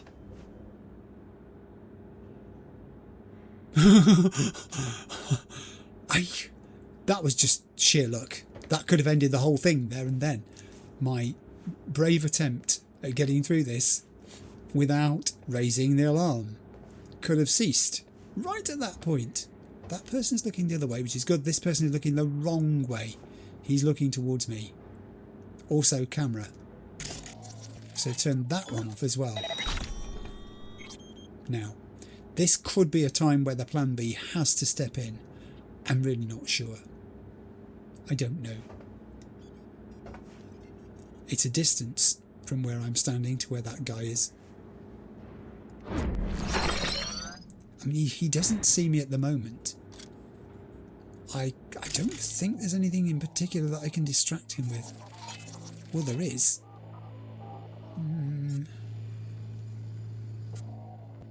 That's the vehicle. He's the one guarding the actual vehicle by the looks of it.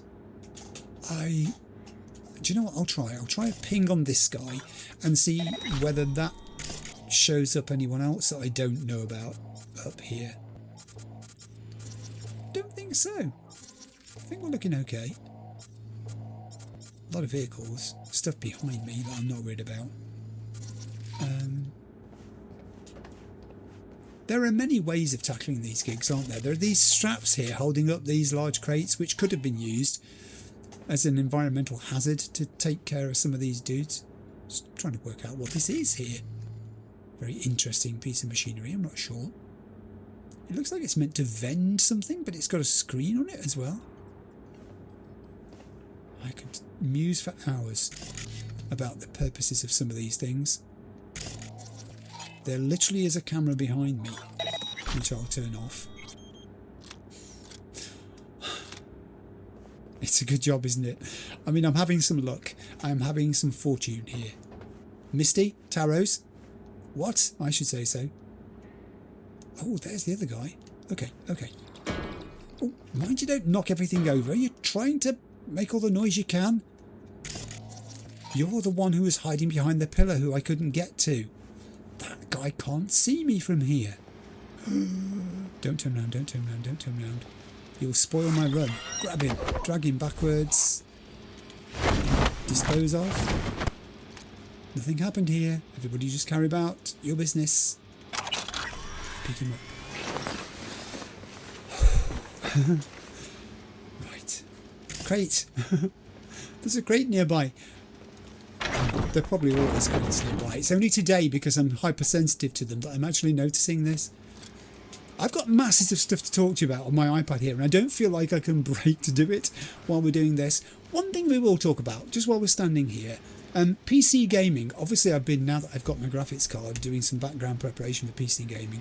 And one of the things that I've been investigating is using mouse and keyboard versus using a controller, but not necessarily an Xbox controller, you know, the sort that work with PCs. I'm thinking more PS5 controller, and I didn't even realise you could use PS5 controllers with PC, but you can. And I tried it out in a couple of games and it works incredibly well. And the really good thing about it was I got to see PlayStation icons on the screen too. So that was really heartening to me. You know, it's another. I'm discovering things about it all the time since I got the graphics card. I'm not using it to its fullest extent at all at the moment. Obviously, I'm still doing a lot of PS5 gaming, and PC gaming is a thing for the future. But yeah, it feels so familiar. I'm so glad the option is there to actually do that. It's my favourite thing to be able to do this, to use a PS5 controller with it, because I do like the PlayStation controllers. I really do. Alright, now I think we've reached the point where there's no option here. Actually, what? Nova, almost out of this mess. I would be if you'd stop texting me. Oh, goodness me. Now, this is a question as to whether it's safer to get rid of the guy this side first or the guy that side first. Let's look at their vision arcs. Technically speaking, neither person is looking at the other, although this guy here seems to twitch more. He might spot what's happened to the guy over there. So therefore, on that basis, I think he's got to go first. I have no options here. This is going to have to be a quick job. Also, I've just realised the reason he can't see me is there's something in his way. He's actually behind something there. Oh, no, maybe he's not. Okay, we can do this. Step out, lock on, gone. Step back. Whoa, whoa, whoa, whoa. He heard it, but it was too late. Because I struck. They're going to be scraping me off this chair at the end of this session. Aye. Alright, so that's the car. Obviously, get in the car. Going to do that. But Lord knows I've fought all the way around here, so I'm not going to give up before I've completed the looting of what's lootable. The music's getting louder. I'll take your Necromancer, you ex-Bargher sniper, you.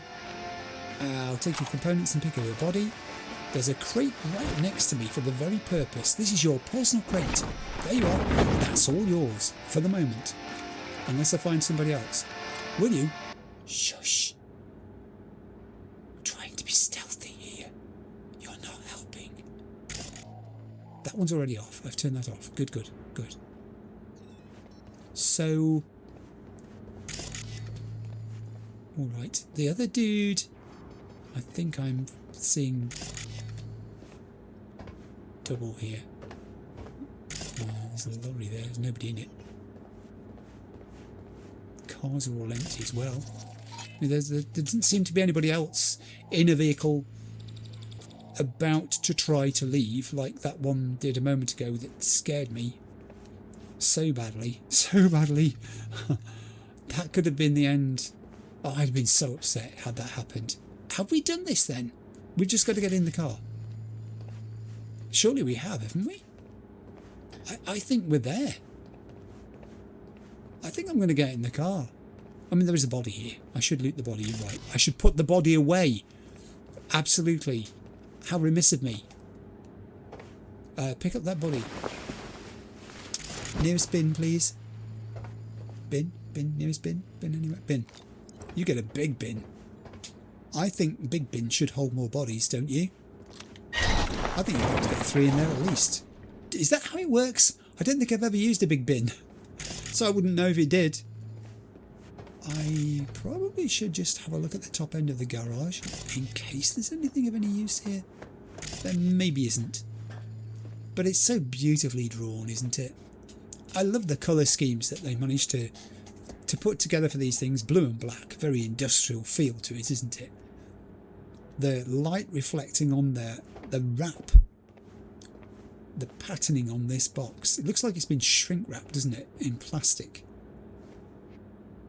Bales look like that sometimes in fields when they've been shrink wrapped, when they've been bale wrapped, I should say, not shrink wrapped. A neatly wrapped bale in a field is a thing of beauty. I have just found some more ammunition. as a little reward for coming all the way down here.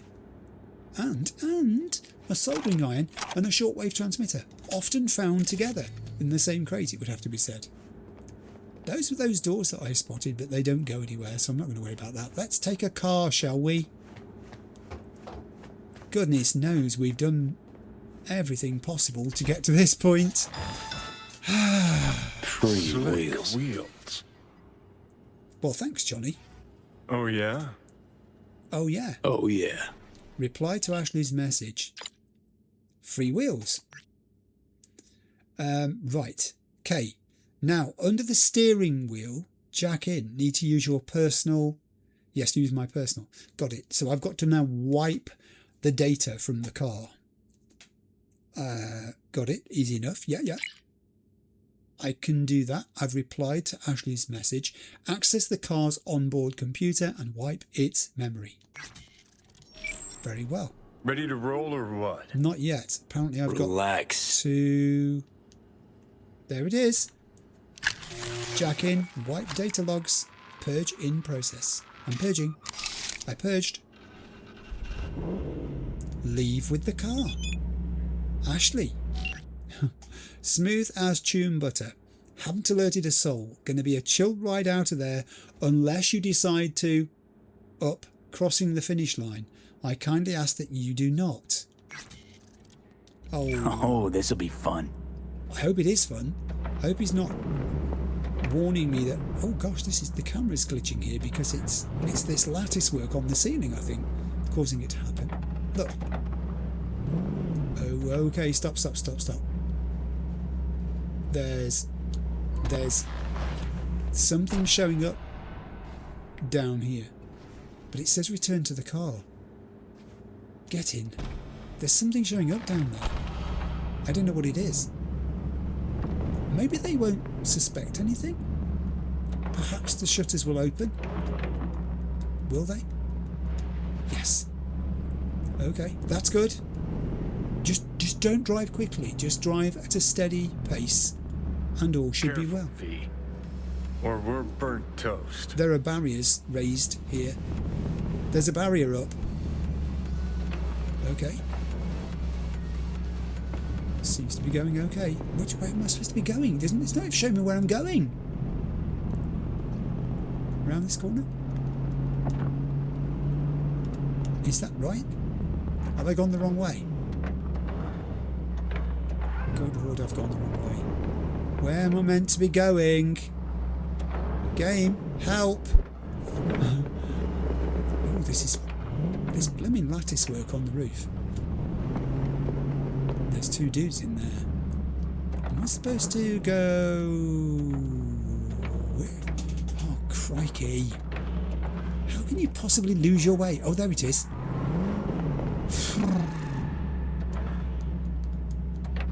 What can I say? It wasn't obvious. It would have been nice had it been more obvious. I think I'm going the right way. There's another turn coming up. Guess so. It's closed behind us. We'll go this way. I'm leaving with the car. I'm passing through here. I'm not being intercepted. Job complete. What's our move? I think we've done it. I think we've actually done it. I tell you what my next move is. Ashley's texting me. And he says, and ta-da, the car is out of the system. Vanished like it never existed. Operation in the Wind is a success. That's it from me. But hey, one quick thing. Don't try to pull like that on me ever again. Next time the car won't be free. It'll cost you a kidney, maybe two. And then we have joke. And then underneath, but also not joke. You better know I'm serious. Need you to focus your up. And then we have error, invalid number. Ooh, that is the longest successful period of stealth that I've ever managed to put together in the whole playthrough. I'm going to pause. I'm going to have a drink. Back in a second. The only thing that's changed since we spoke a moment ago is I've advanced time. It's now 8:08 AM the following morning. It's got the sandstorm effect blowing through as it often has at this time of day. It was quite orange when I first advanced it. It's now sort of looking more milky coloured, I guess. The thing is, I do like doing activities both in the dark and during daytime, but look how the colours there are changing as you watch it happen. The purples and greens are getting more intense and starting to pop. I do like the effects of daylight in this game. There's much more detail to the textures in daylight, I think, generally speaking, than there is in the night. I fully accept that it gives it that menacing atmosphere when you go out there and do the nighttime stuff, and I like that, obviously. But yeah, this is just gorgeous. So that's what we've done. Also, the game has defaulted to that gig which Mr. Hans gave me a moment or six ago when he contacted me. I don't want to do that today because, as I said, there are two reasons. One, I did Mr. Hans gigs last time, and the other is there have been some gigs which have been sat here for so long in my journal list. They've gathered moss, and one of them is this one, right beneath the one that's just come in actually from Mr. Hans. It's not too far away. It's a gig called Serious Side Effects that came in from El Cap a long time ago. So I'm going to select that. Let's read the red text to remind us what it's about. Go to the Dewdrop Inn. Gig type search and recover. Objective retrieve a container containing beta acid. Location Dewdrop Inn. Details. This ain't too complicated. You know the drill. Something slipped through somebody's fingers and it's your job to get it back. Got this tune, Doug, Denver Doug, a ripper. Recently did this patch job on a 6th Street, and when he took off, Denver noticed a gallon of beta acid gone missing. Don't know what he uses it for, but that sixer knows all kinds of can get cooked from it on the street. 1 + 1 equals a dealer klept it. So Denver hired a guy, Booker Updike, to find the missing acid. Then, poof, he's a ghost. Last seen at the Dewdrop Inn in Arroyo. Head over there, get your hands on that beta, and if you got a minute, find out what happened to this Booker guy. Right. Those are my tasks. Let's read the red texts for Muammar El Capitan Reyes, starting with that one. Before he became a well-known fixer in Santo Domingo, El Capitan was Muammar Reyes, a corpo rat at a company that dealt in, well, who the cares anyway. But all too quickly he realised that with corps, it's always the same old tune. Either they, you, or you, them. He preferred the latter.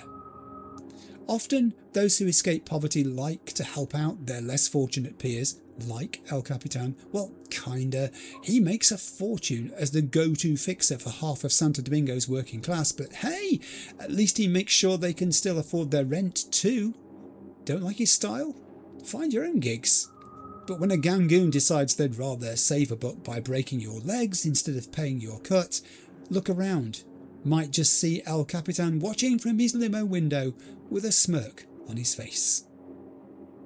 Yes, right. A corpo rat. And let's look at 6th Street as well. 6th Street. After the Fourth Corporate War, a large number of career soldiers were left without jobs or prospects. The most enterprising of them formed the 6th Street Gang. Not only did they boast veterans among their ranks, but also ex-police officers, former corporate security agents, and civilians who've had a crash course in combat training. Everyone and anyone who wants to bring order to this town. The end justifies the means, and the means usually involve robberies, extortion, arms dealing, and stealing cars. Their main turf is in Arroyo, but 6th Street's garages and bases of operation can also be found in other parts of the city. I do love their costume. It's got this sort of... There's a uniformity to it in the sense that the blues and browns seem to be the predominant unifying colours there. Also the eyewear, and they've all got the patches or glasses or whatever. That guy there is the exception, I think, the third one along. You could kind of, if you met one in the street, based on what they're wearing there, almost label them as a 6th Street gang member, couldn't you? I like it when you can do that, when it becomes familiar, so you can attach it. I want to look at the map and see where we are. We've got a journey on our hands. It's sending us north. It's sending us a good way north, actually. Okay. There's an NCPD gig on the corner there. I haven't done one of those recently. I think I might be tempted to do that halfway. So let's get driving and we can chat along the way. Yes, night versus day. That has actually come up as a discussion point in the comments and feedback recently. Several people brought it up. And specifically they were talking about places where my particular V had done something, taken on a gig, done a job, whatever, in daylight. And they were saying, actually, I did that gig in darkness and it gives it a completely different feel. In fact, the darkness was infinitely preferable. One of the places that was mentioned, that was a bit of a steep corner, was Organotopia, where the dinosaurs were.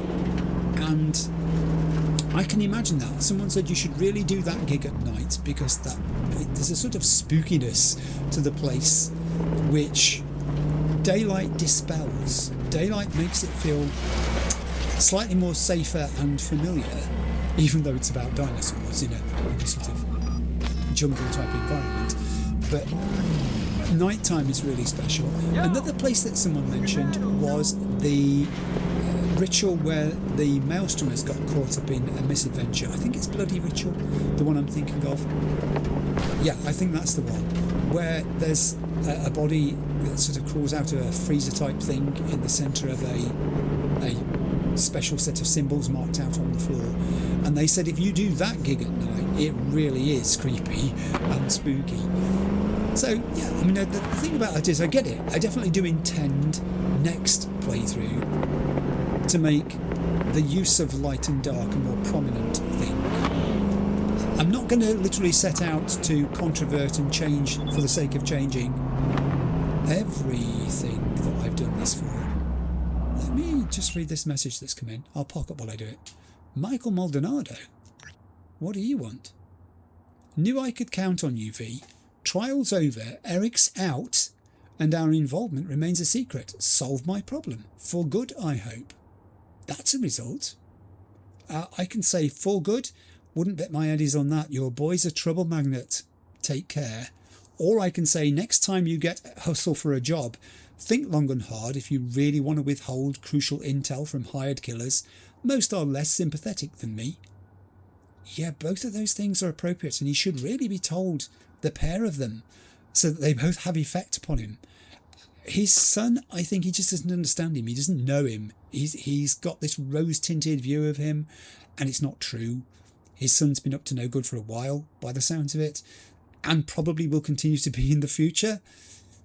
The other thing is true as well, though. I mean, if he'd picked somebody else other than V to do this job, I can't think the outcome would have been as useful for him, as understanding as V showed he was. So yeah, I'm going to go with the bottom one. Just be careful who you're hiring if you intend to ever do this again. He's not replying. Because for him, it's a thing that's ticked off a list. He's been there, he's done that, he's moving on with life. You find that sometimes, don't you, in real life, that you can do something for someone and once you've done it, that's it. You know, it's as if they've moved on. I'm not saying people should necessarily expect gratitude when they do things for other people. You know, to do things without expecting return is just a good thing, isn't it? But it can still be surprising just occasionally when I think we've arrived at the scene here of the. Let me just get in here a little. I'm gonna go in this way because there's a hole and I can drive through it. When you do something for someone and they kind of just shrug it off and that's it. They're done with you at that point. They don't want to know you particularly. 150 metres that way. I'm wondering how close I can get before I push my luck too far. Ooh, I've only just got this car. Let's not scrape the paintwork. It's quite a nice car actually. I haven't talked about the car and how it drives, but it's rather good. There's a vehicle there that's not rather good because he just smashed into that car parked at the side of the road. 100 metres. It's getting gnarly now. I think I'm not going to push my luck any further. I'm going to park up. I can see lots of chevrons. It's time to do some scanning. They're all in front of me. There's the marker for the thing that I'm going to be looking for. Who are we dealing with here, please? Animals. Ping. Oh, good, good. I approve of you hiding behind a bush. Well, there's a few of them. There are indeed a few of them. Okay, assault in progress. Neutralise the perps. You're a perp. And I don't want to be spotted by any perps here. How many times can I say the word perp in this episode? Whoa! I've just been spotted by a perp. Get down, get down. Do I have an area that I could use as a vantage point here? There are those containers over there, but how does one get to those containers without being seen? I doubt very much I can. Oh, maybe I can. Hang on, hang on. Maybe I can. I don't know that there's any advantage to getting up on these containers particularly, but it certainly might make it easier to see people. I don't know, perhaps I should just hide behind this pile of stuff. I'm going to have to pick them off one at a time, I think, because there's just too many of them. There's got to be at least 6, 8, something like that. Right, I mean that's an obvious one because he's standing right next to that, but there are those of you shouting, "You've just done all that stealth, Clive! Stealth them! Stealth them!" I know, but see, a well-placed grenade there would do some damage, would it not? They are relatively close together, but again, I don't know. Let me try. I came all this way to use these. Let me try this. Climb quickly and get down. Down, down, down. Yes, that's all right. Just stay. I might have to jump off here. All right, I think it's time. I think it's time. One down. Hi. 2 down. When I find you, I will. 3 down. 4 down. 5 down. What the? There's still more. Don't. I can't resist this. Hey, Oh no, I can resist this. I was going to... Oh, that went so well for so long and then it didn't. Nearly. Ooh. I hadn't finished. There are other people here. Oh, it's a turret, which I signally failed to notice. Turn it off. Right, there are now... Holy God! There are some more here who I'd not appreciated were here. So this would have been a... This would have been a chance. Going up here was actually the best thing to do. I've just realised. Gaining the advantage of height has I'll proved... fuck you till you squirt blood! Really, I doubt that very much. Also, I have 4 bullets because you were mean. You were really mean to me. I didn't like it. I think we might have neutralised most of the perps. Shall we get down and have a look? Let's do that. Also, can I just say, there's a laptop there. I'll take your money shard. That's the very first thing I'll start with. That's a reward straight away. I will pick up your body and dump you. It will be lethal, but you don't want because you're dead already. I will come back to the laptop because there's quite a lot of tidying up to do. Although I didn't manage to do this without alerting people, nevertheless I will tidy up after myself for the whole of this episode. It's going to be a thing I'm going to do. You can go in there too. That one's full, I think, now. I don't think it's got any more capacity there. They're very nicely grouped, all the bodies, with the exception of one or two outliers. This guy here, for instance, has come all out of his way just to make it harder for me. Tier 4 components, pick up body. Can anybody see a bin? Is it right that you can use the backs of cars? I believe you can. Yes, you can. I'm just so used to not dumping bodies. My mother would be proud of me. I don't know how to dump a dead body. I'll take the broken weapon. I will take a money shard again. Crikey. Wow. I mean, so I can use all of these cars in that way, can I? Yes. No, that just is open. That doesn't mean I can put a dead body in it. Maybe this one? Yes. Open. Oh, drop body to use. Well, I can't be bothered with that. I'll find another bin somewhere. Oh, crikey. Have I got to go all the way down there for it? That's a long way to carry bodies. Oh. I think I've made a rod from my back here. That one... does that mean that one's available or full? I can't remember what the red symbol means. That one's okay. You can go in there. Good, good. Thanks for the eddies, by the way. The least you can do, having caused me all that trouble, is to financially recompense me. Pick that up as well. You can go over here because I know there's space in this one. I've only put one person in. He's lonely at the moment. He's got a friend now. What are we going to talk about? Next, please. I will loot you. Let's pick up the weapons first. Mr. Hands. Oh. Okay. I mean, we've read the one above us, but it was still worth reading, wasn't it? By some miracle, it seems Jaeger and Bennett are now working in tandem. I have no idea how you did it, but Dogtown has never been this well run. Truly excellent work. We're having a good day today. This is just the sort of back in business type day I wanted V to have. I really did. I wanted him to feel like he'd actually got back on the plot. And he has. I'm so happy. I'll look for another bin. Here it is. It was tucked away. You see, they knew. They knew there were going to be bodies. They knew I might want to do this. One more. One more weapon as well. Two more bodies. You're going to be the one, aren't you? You're going to be the one who I've got nowhere to put.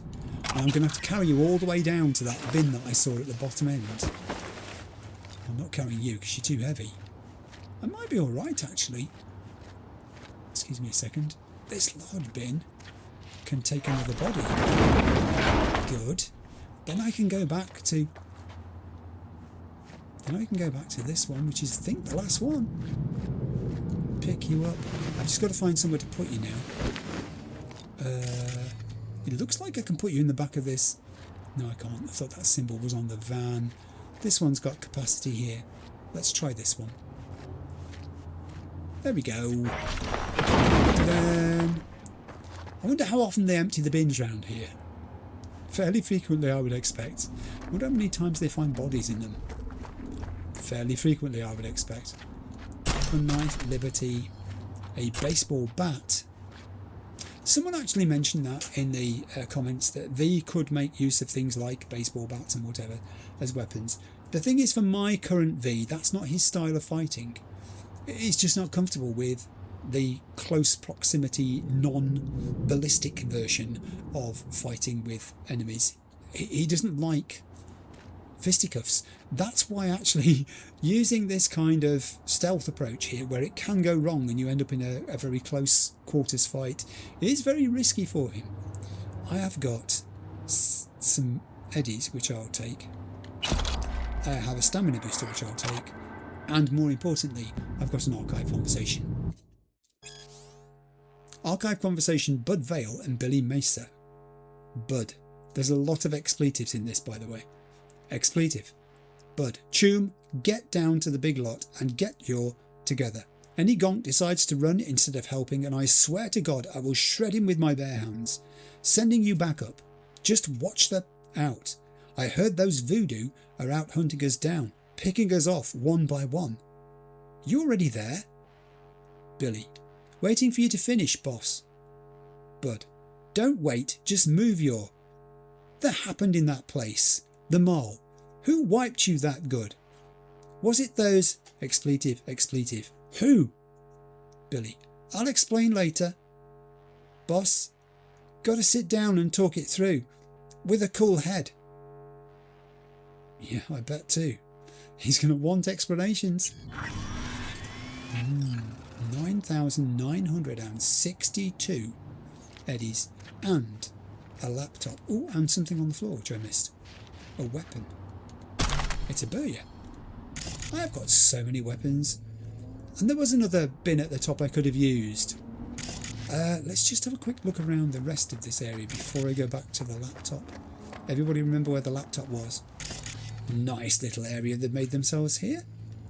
Parasol. Comfortable seating. Creative beverages right by the side.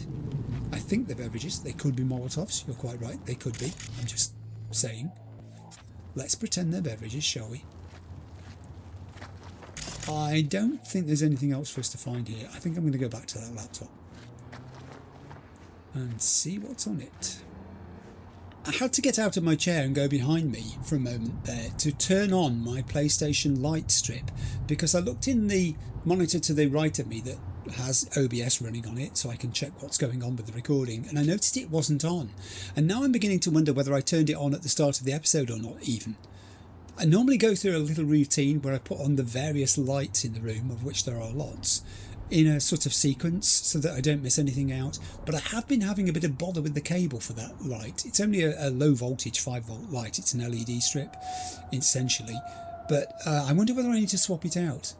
It may have been on at the start and switched itself off. I will check in edit. Please don't worry about answering that in the comments, because I'll have looked by then in edit, as I said.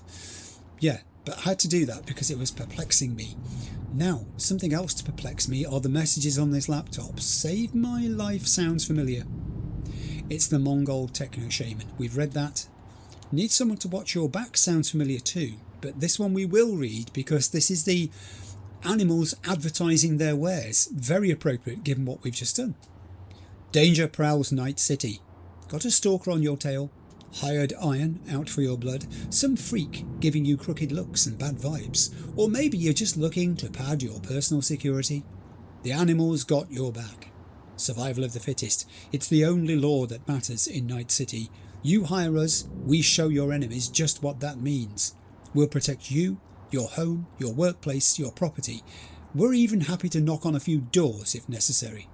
Become king of the jungle. Choose the animals.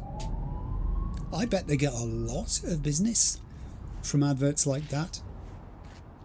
Essentially, it puts fear into people's minds. It puts a doubt into their headspace, thinking, am I safe? Do I need their services? And I've realised I've not looted all the bodies yet. There's another one over here.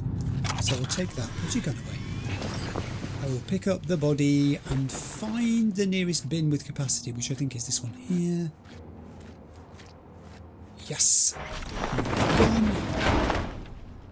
Have a nice time in there, and if I've missed one I better miss more. It'll be over this side, won't it, somewhere? Yes, there we go. Anybody else? No, I think you might be the last candidate. Let's pick you up. I'm wondering now whether... Yes, that one there I think still has... Do you still have capacity? Does that mean it has got capacity, or it means it hasn't? It hasn't. If it's greyish or white, it hasn't. This one's going to say the same thing. Is it? That means I'm going to carry you all the way over the other side, I think, to that one, which probably has got capacity. One of the things that's come up recently in the comments is to do with NCPD, and specifically people talking about Cyberpunk 2 and the role of NCPD, and whether we're going to get to see more about their interactions. We got to play part of the game in the company of an NCPD officer here with River, which obviously was really useful. But the problem with it was that River's role was self-contained. It was basically to do with the gig where we went looking for the missing people, found them, and then there was a kind of epilogue to it, I guess you'd say. What it didn't do was really to show us how people's attitudes in the game are framed towards NCPD in general. If we'd spent more time with River, doing more gigs with him, for instance, then we would have encountered a wider range of people, and River could have filled in the blanks for us and told us, this is what it's like, we do this, we do that. We find that people expect us to be on the take or non-sympathetic to them, because a lot of NCPD officers are, or maybe he could encounter people who've had experience of corruption before, and that's caused them to doubt NCPD going forwards in the game. All of that I think would be really, really interesting, and it raises the issue of what the role of NCPD will look like in Cyberpunk 2. Assuming it's set in a future where we're away from the current time, so later than 2077, and we know that NCPD is currently under great pressure, will it even have survived into even the near future after this game? There's always got to be some force providing law and order. They had Barghest doing that, still have, in Dogtown. It doesn't have to be NCPD. That's the issue here, isn't it? And yet I think it would be difficult to find anyone in Barghest who you could say was a force for good, whereas in NCPD we had Barry, we got River, there are others too, I'm sure. I found that a really interesting point that somebody had raised. I don't know what the answer is particularly. I do know that someone had said they thought the role of Takamura had been developed more strongly later in the sort of design of the game, and initially it could have been that River's role was meant to be more fully featured, and that might have given us a deeper insight into NCPD. I am talking to you and I've arrived at the Dewdrop Inn, so I'm going in. Right, in we go. We have got a reception area, complete with a spontaneous craving satisfaction machine. They're everywhere. Some welcome posters. Looters will be shot. We only accept euro dollars. That's fine. That's all I've got to pay with, if I've got to pay anything. I have a side door which is available.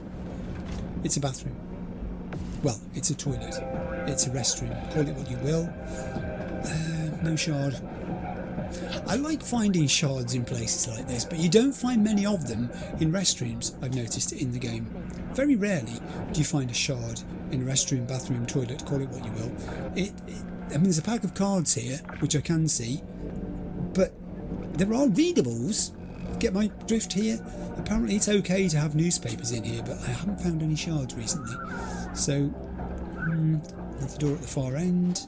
Toilets, I'm betting it's the same in there. I can almost remember the times where I have found a shard in a toilet area because they're so rare. I just think they ought to be more commonplace, I guess. I'm not saying that I read things in places like that, I'm just saying I know that it happens. I'm just answering this for a friend. I guess I'm going to have to talk to you, won't I? Yes, I am. Hello. Excuse me? Oh, my bad. Kind of spaced out. That's a good start. Welcome to the Dewdrop Inn, where every day begins with a smile. That sounded like she's been rehearsing it. It is very quiet here, actually. I noticed there wasn't much traffic outside. There were no vehicles parked outside, particularly. What's your deal? I'm a thinker. How about you? Chill place you got here. Quiet. Calm. Yes. Think so? Probably owe all that to 6th Street. Makes Anyone sense. tries to harass our guests, they keep them out good. Oh shit. You ain't with the cops, are ya? More the opposite. Phew. Good. I ain't supposed to talk to cops. She doesn't sound cut out for this job. Let's ask about Booker Updike. It does say we've got to find the beta acid container, find Booker Updike. What's your option. deal? Was supposed to meet someone here. Name's Booker Updike. Okay. Well, is he here? What does that mean? Oh, I don't know. I'm just filling in for my Choom BFF. She's under the knife today. Well, that's helpful. Apparently I can get a room. Is that going to help the situation along at all? Anything available short notice? One sec. That's where she keeps it. Checking. Oh, yeah. Got one on the ground floor. That okay? Of course it's okay.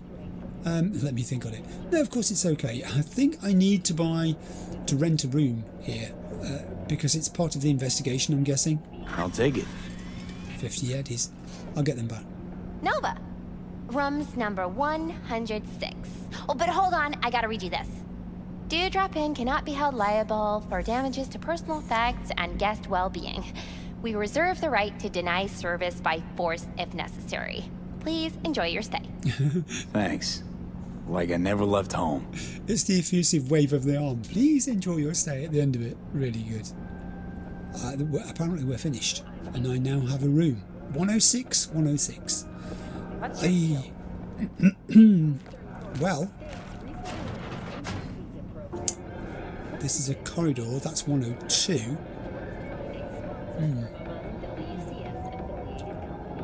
What else do we have? We have another door. God, there's doors everywhere in this place.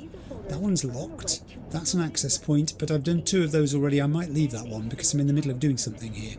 I don't want to break the immersion too much. Thank you. I have a person in here. You are a 6th Street Gang recruit. Apparently, don't knock his lunch off there. Tasty. Do you think he's left it there because he's just finishing up his, I don't know, desk work, messages? Shard, golden shard. Coming back for you in a minute. But you go first. You know you were planning to join them. Well, you're going to join some of them. The same thing happened to them. It's now happened to you.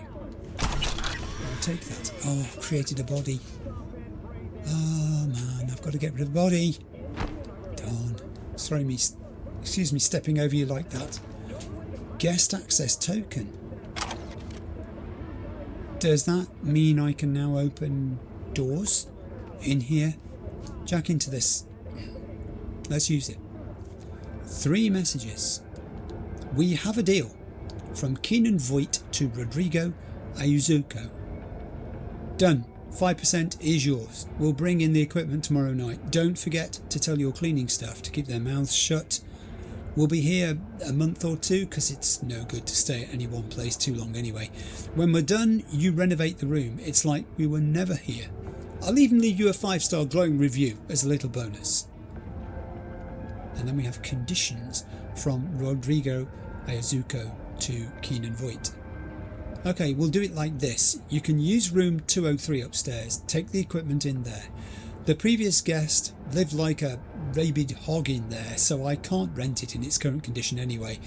But I do have some conditions. 1, you don't sell your product to other motel guests. 2, no gunfire on the premises. And 3, my cut's 5% for each deal. And then we have complaint. This is from Vikram Dixit to reception. Good morning. I realise that the Dewdrop Inn is a budget motel and I've tried to keep my expectations of it in check, but what I've found here lies well below the low bar I'd already set. Constant noise from the 2nd floor keeps me up all night. Fumes in the hallway scratch my throat and burn my eyes, and junkies are loitering around the parking lot from dawn till dusk. I've been patient, I've tried to be understanding, but it's gotten to the point where I must demand a refund. Reimburse me in full or you'll be hearing from my lawyer. Vikram Dixit. Vikram. I mean, Vikram, come on. I think the guy put 2 and 2 together and he knew there was something going on here that shouldn't be. He just wants his money back. Files 1. Guest list. 101 Gareth Wilkins. 102 vacant. 103 Booker Updike. 104 Candice Walker. and 105 Isabella Nunez, and it now says go to room 103 and find out what happened to Booker, optional, then go to room 203 because we know that's where the bad stuff is going down. Very well. Excellent. I have, however, got this body to sort out. Another shard over there which we've read. I keep tripping over the body, it's so ungainly. Ah, we have read that one, Get High at Home. I will loot the wardrobe. I don't think I can use the wardrobe to put you in, can I? Probably not. I'm so inexperienced with this business of disposing of bodies. It's like a course that V never went on. He was busy that day. He had a cold. No, I can't. For the moment, I'm just going to leave you in the corner here then. Well, sort of in the corner. Behind the chair. Behind the chair. And I'll pop back out. Put your gun away. Don't cause that kind of consternation. I will go into this other corridor. I have the guest access token. I also have room 106 as my own. That room will not open. That room will not open. There is a dude here, busy doing something. This room will open. This. What are my room numbers here? That's 102. That's 104. I'm betting that's 103. That's 101. This is 103. Right here. That's what I saw a camera. Should I talk to this dude anyway? It's polite to talk. Let's talk. We can talk as well. Hey, you work here? Nah, just fucking taking in the sights. Oh, there's no Asked need. you nicely. Should I ask another way? Yes. All right. No need getting worked up. Yeah, I work maintenance. Plumber, electrician, everything. You qualified in all those skills? You know? You have insurance? I might as well ask him, even though I know that room 103 is where I'm supposed to be going. Looking for a friend. Booker Updike. We stopped. Wait a sec. That, he a tall white guy?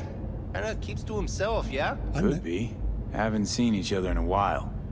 What makes you say that? Well, he's been locked up in his room. Don't ever come out.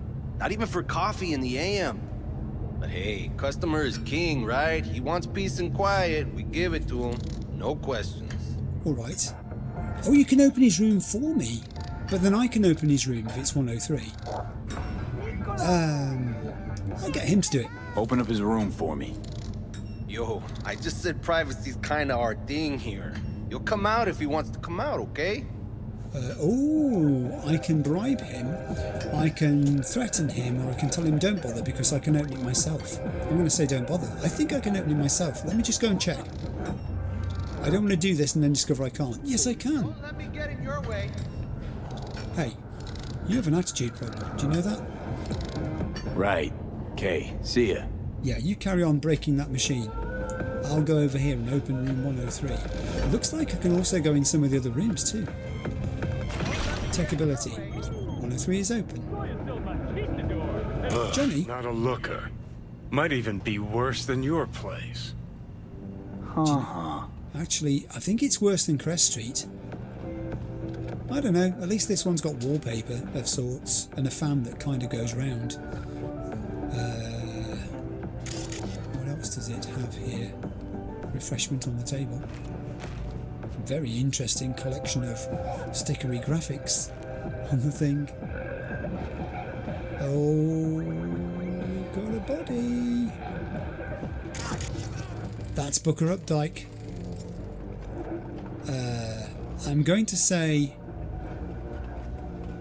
ventilation. Let's go ventilation. That's stench. Gonna Yeah. puke? Smell that, right? The ventilation. Got it. Papers from the room upstairs. Wait, is that... Ah, neoamphetamine. Mean to tell me you can pin the exact drug from just a whiff? Like a police dog or what? I'd say more like a sommelier. So that's what happened to him? Suffocated, looks like. Probably in his sleep. A peaceful death in this town? Guy won the jackpot. Time to look upstairs. Got a feeling our Ripper's supplies up there.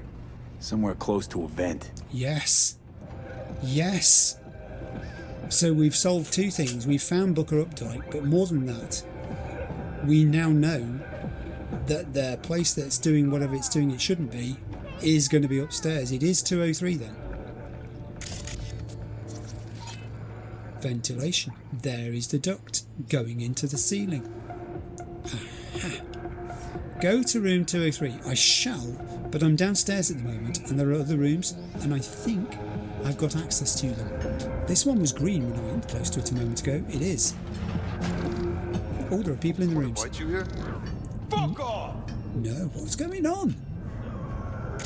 In fact, what's gone on? Are you responsible for this? All damages must be paid for. You do realise that, don't you? We can't have this. And no pets. I don't want to know what it is you two are doing. I really don't. It doesn't look wholesome. He was definitely doing something on that table. 107 is barred to me. There is this bit of corridor at the end here. This one is open, however. Is 104 open as well? No, but 106 is? 106 is mine. You work here? Of course he does. Just fucking taking in the sights. Shush, I'm in my room. Asked you nicely. Should I ask another way? All right. No need getting worked up. Yeah, He's giving me his life story all over again. Plumber, This is my room. And there's nothing in it. It's pretty basic, isn't it? All these rooms look quite similar. Looks like someone's left their clothes in here. It wasn't me. Are you supposed to help yourself? I don't get it. I think someone's living in that room. all right. He's still at it. Shush! Plumber, electric. I realise you don't get much of an audience. That's okay. Where are we now? Well, it's the laundry. Anybody left their clothes in? Doesn't look like it. There is another door there. There's another access panel. I don't intend to do any more of these access panels today. I do want to make progress. Because as I said, I'm trying to get through some stuff in my journal list. And, oh wow, okay, good to know. Emergency exit, we'll call that. Emergency exit A. Ground floor, laundry. Also, there looks like to be another room across the way there. Which is basically the electrical fuse gear room, a storage room for tools and ventilation supplies.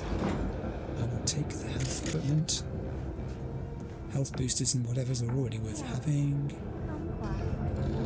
Can't have too many of those, and there are stairs, so I can go up the stairs to 203. Is that my only way? No need getting worked up. Yeah, He's not going to stop. let me get in your way. Is that the only way to 203? There's no elevator in this place. I'm guessing not. I'm a bit worried about that body that I've left in there. I wonder, I've not found anywhere to put it. I haven't found anywhere to get rid of the body. All right. No need getting worked up. Don't let me get in your Was there way. anywhere in here? You see, there are these bins, but they're more for clothing than for bodies. And I might have just missed something over there. On the floor. Yes, I did. Tier 4 and Tier 1 components. I wonder if... Let's just have a look. Is there a bin anywhere around here? Does anybody know if there's a bin here for dead bodies? Just asking for the off chance that there could be. There isn't. Do you know there really isn't? Oh, I don't think I can tidy that body up. It's annoying me now. I got to the point where I was doing so much tidying up of bodies that when I can't do one, it's really irritating. Okay, I'm going up the stairs. Anybody wants me, this is where I am. Worth having a gun, do we think? Could be. Okay. So here we go. This is the second floor corridor, so these are going to be the 2Os. Don't know what that is. That's 201. So 203 there, do we think? Before I do that, however... This door's locked. No. Yes, no, this door is not locked, because I can use tech ability to open it. Fortunately, there's no one in here. Good. Excellent. Paperwork. Just an ordinary wardrobe, which I'll loot. Another laptop. Another access point. Really, this is why I'm not doing them. They would slow me down terribly doing them one after the other like this. Let's use this. Is this a replica of what was downstairs? It is. We have a deal, conditions and complaint. Files 1 is the guest list. Good. It is a replica of what was downstairs. At least their IT system works. Their file sharing looks excellent. I don't know. I don't know how to handle this. They're not going to take, if they're in, kindly to being disturbed. I can't force that door open. I only wish I could. 201's available.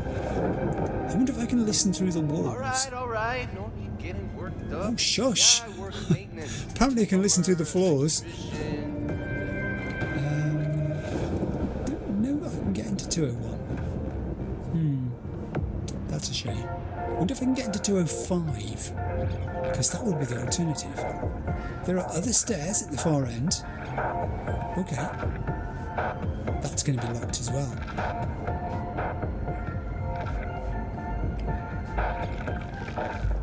Okay, let's try 205. I can't get into 205. How about 207? I can't get into 207 either. But I can get into this one. Waiting for someone. It's not me, I can tell you. Just get out. I shall. I just need to make sure there's nothing untoward happening in here before I do. No, it looks alright. You may continue with whatever it is you're not doing. That was 20 something.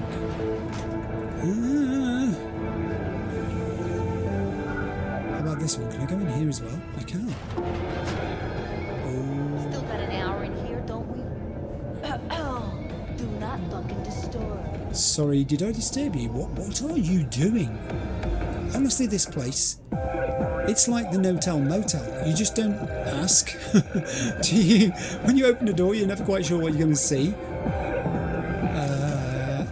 I'm glad I've got the nudity filter on at this point, because you just don't know. You just don't know what could be going on the other side of these doors. That door's locked.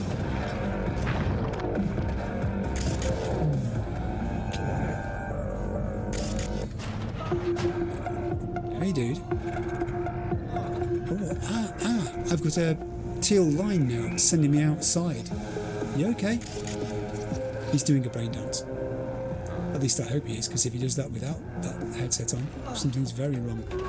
I can go across the balcony? Is that what you're saying to me? Another access point? That's 4 in a row in the last 5 minutes. Ish. This must be it, because it stopped. But the door doesn't open. And I can't even see in. Well, not easily. Nope. Shutters, which do not open. I can't see a thing in there. I'm guessing the likelihood of any of these external doors being open is 0, but I'll try it just in case. You're kidding. Wrong. So I could have gone out. I'm actually in the room. Alright. I didn't know that. I literally didn't know that was going to happen. I thought it was further along. I miscounted my doors. I must have miscounted my doors. Alright. Hostile area. I know, I can see. They look hostile. I'm fairly hostile myself, actually. Okay. So there's a guy over there who I'll very quickly tag and ping to see how alone he is. Not alone at all. He's got friends who are mobile, moreover. The likelihood of me doing this quietly, I would think, is just about zero. He's going to see me do this. He's going to see me do this. I'm ready for a firefight if it turns into one. Come with me. Come back this way. We'll... Good Lord. Oh, we can't go outside. Oh. Right. Pick up the body. Let's put him in this little corner against here. Put him down. Good, good. Is he down? Kind of. Steady, steady. I think we're away. We're away. Down. And one more who did not hear that silenced shot and is therefore still busy tidying the shelves at the far end. So there's an awful lot of stuff in this room. I can see indicators popping up here and there, grabbing my attention, but I'm busy grabbing him. There we go. I would pick the body up, but I have nowhere to store bodies now. I've run out of body storage. It's a problem, isn't it? It's alright getting you to try to put bodies away, but then you've got nowhere to put them. Let's take the ammunition. I'll check for looting bodies before we do anything else. Ooh, archive conversation. Let's read this. Archive conversation, Keenan and Bolt. Keenan. Okay, got the SIG from Josh. Clept a drum of beta acid. On his way now. Bolt. Finally. Okay, I'm prepping the gear. Keenan. How many doses that get us? Bolt. Couple of hundo. Keenan. Preem. Bolt. By the way, get some new masks. Old ones are probably bust because I'm getting dizzy, and trust me, we do not want to breathe in those fumes. Keenan. You got it.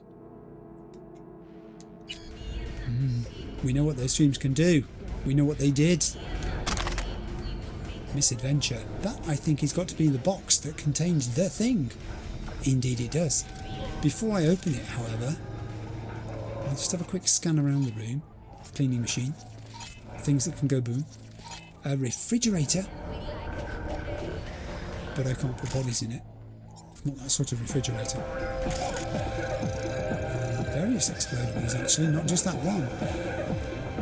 The corridor door, which presumably I could use if I wished to when I'm leaving this place.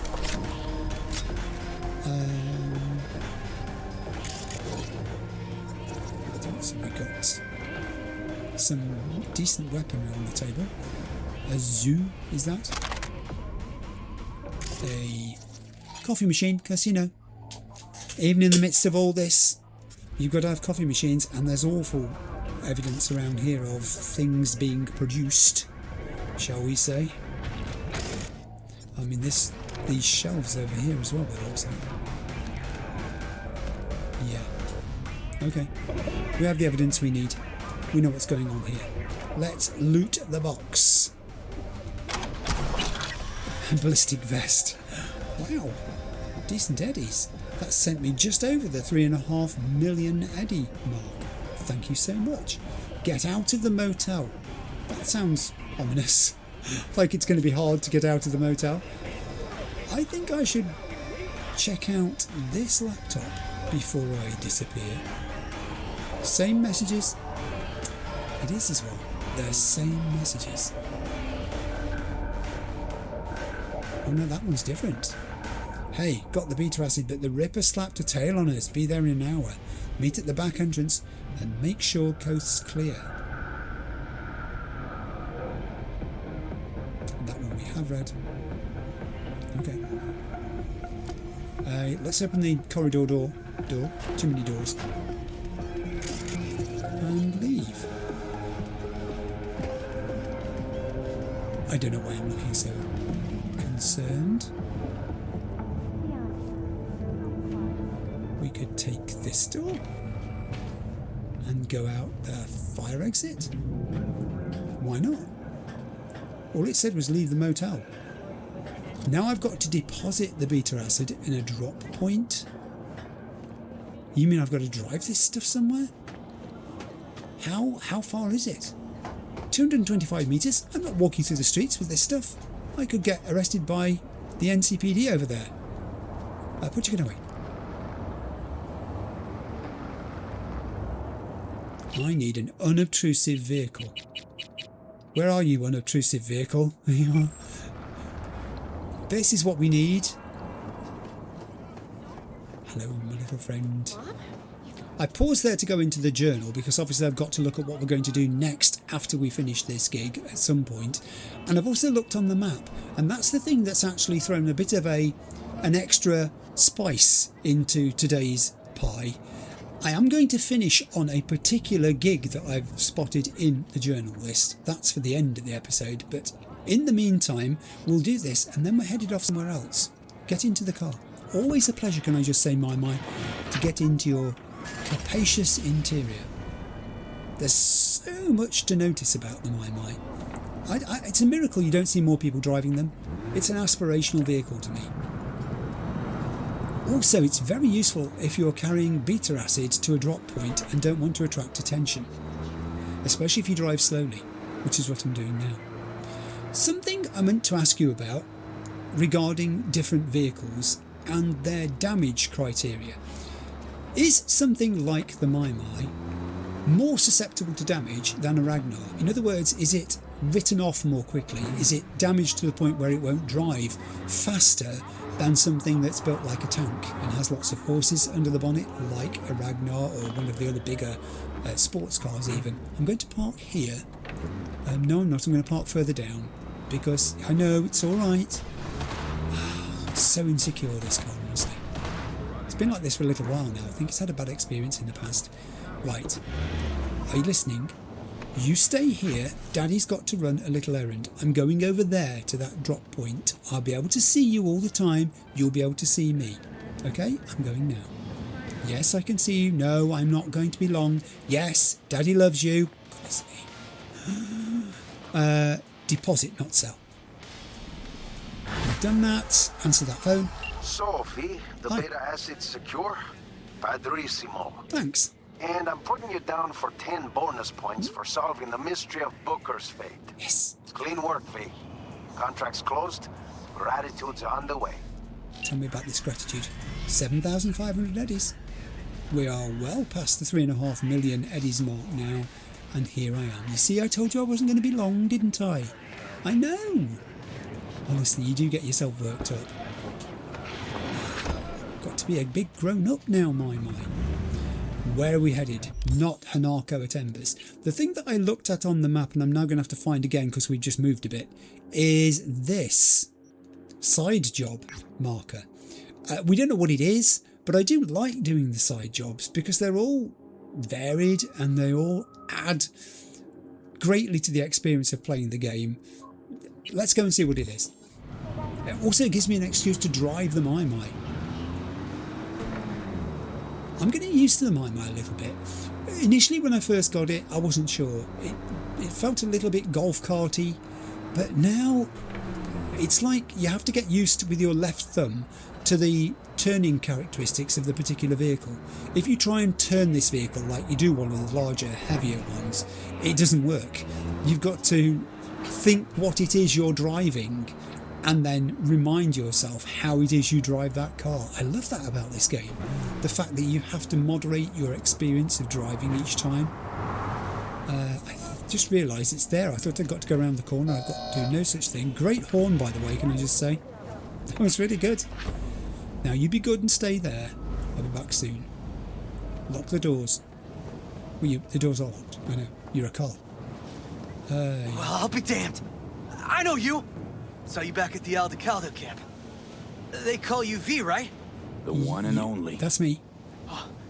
Did someone from the family send you here? No.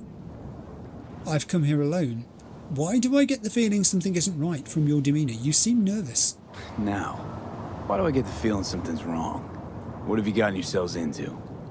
Carol and Cass are here to close the deal with the scavengers. We purloined some cyberware for them. And? And it's taken them near eternity. Something isn't right. Oh, great. Carol, as in, yes, Carol. The very tech expert, the one who actually helped me, in a way, to get together with Panam. She was a matchmaker. Oh, okay. I'll take a look and see what's going on. And I can say dealing with scavs never ends well. Both of those are true, but go on. I'll go and take a look. Make sure everything's okay. It's family. Wait. It's just... Well, they could get real sore about... Just keep a lookout. Oh, okay. Oh, we have a new job now. Gun music. I can track this job. Let me just pop into the journal and see if we now have... We do. Gun music. See what's going on. This is Johnny. The Aldecardos must be really desperate to come this close to the city and deal with scavs, no less. Risky move. Sounds like they could use a hand. Now, I've read both of those red texts, so I'm not going to worry about reading them again now. Let's get in there and make a nuisance of ourselves. What? Actually, an assessment from a distance might be the circumspect thing to do here. So let me just do that. Well, we've got a bunch of scavs. Yes, we do. Oh, and we've got one perched very high up in the industrial complex there. Okay. So, scav. I'd already tagged you. Scav. No, that's an explosive container. Scav. Oh, goodness me. If I get too close, I think I might attract their attention. That might be enough. Let's try that. So I can tag you. I can tag you. What would be good? Cyberpunk 2. I'm thinking again here. Multiple tag. It could be something that is a piece of cyberware which you can get, which allows you to tag whole groups at a time rather than tagging just one individual. That would be good, wouldn't it? Right, so that's that. I don't see any more apart from the one who was up there. Asked or received. What's the problem? The problem's that you were late. By 3 whole fucking days. I already explained. There was a sandstorm. Guess what? That's none of my fucking concern. We lost a lot of eddies because of you. Anger. I sense anger. Let's just examine the other participants in this. There's Carol Imika. 3-star wanted, grand theft, debt evasion, trespassing in a corporate zone, multiple homicide, but hey, she's an Aldecardo. There's Cassidy Richter. A distribution of military-grade pharmaceuticals, battery of an NCPD officer, battery of a corporate reg, grievous bodily harm. And, not to be left out, Teddy Seamoss. Vandalism in a corporate zone, slander against a corporation, assaulting an NCPD officer, racketeering and extortion, assaulting a public official, murder of a corporate rep. Hello guys, it's me, it's V, your friendly V, and there is our person who's high up. A scav sniper, no less. You know what I'm thinking here? I'm thinking I don't want him to be part of what we're doing. Are they just going to stand and stare at each other while I do this? Can I do this? Maybe I can. Can I get up there? Is what I'm wondering. Without being seen. I'm going to get pretty close to these people from behind here. I can't take that guy out because the guy up the top will see me do it. Is he going to see me? I don't think the sniper spotted me. I'm not taking that. There he is. What I'm looking for is a ladder. I can see stairs over there, but they're... hang on. Wait a second. There is a ladder. Well, yeah, it's not going to help me too much. Can I climb that ladder? No, but I can jump. And I can jump. And I can jump. All right. Now it's starting to look a little bit better. I just don't want this guy to be part of proceedings if things go bad. And they could. With that in mind, you've dropped your gun, by the way. All right. That's not so bad. And I won't be tidying these bodies up, I can tell you. No siree. Probably best to go back the way we came, isn't it? I think so. I think so. Drop. And drop. And drop. Right. I would love to take all of these scavs out. One by one. But I don't know that it's possible. It says, see what's going on. If I don't do that, then I'm, I guess, failing the mission. Or at least failing the intent of the mission would be a better description, perhaps. And there's nothing to say that I can't sneak up behind each of these people and stealth them. But it's not in the spirit of things. So, with that in mind, I'll keep out of trouble, go behind all these vehicles again. I mean, I would love to know if it was possible to do that. I bet there's somebody in the comments who's done it, even. Who's carried on doing what I was doing there. What I should do is stand with my Aldecado friends. And I should stand, not crouch. So, here we go. Sorry to interrupt. Oh. How's it going? Close the deal yet? V, what are you doing here? Who is this? Thought I'd drop by, you know? Make sure everyone's playing fair. Who the fuck is this? Well, I might as well announce myself. I could antagonise him by asking why he needs to know, but I could just answer his question. They call me V. They do? I don't give an ass licking fuck what they call you. What are you trying to pull here, huh? This some kind of scare tactic? Simmer down now. He's with us. Can you count to fucking 3? Oh. 1, 2, 3! That's how many you're supposed to be! Oh. Heap of money was also supposed to be here. And I can't see any. How about we get this over with, Roman? We were late. Our bad, granted. We'll scratch off 10%. 20. 15. Fine, let's call it a fucking day already. I'll give the sick for the edges. Okay. You must be outside your mind, V. Why'd you come here? I came here to help. Your guy outside was freaking out. Bumped into your man outside. Said it was taking too long, so I figured I'd take a look. Save as you're patronizing, V. We knew the risk, but... We really need this money. Like, badly. Hush up now. You can conversate all you want later. There is no sniper. I've taken care of him, by the way. That message that turned up there.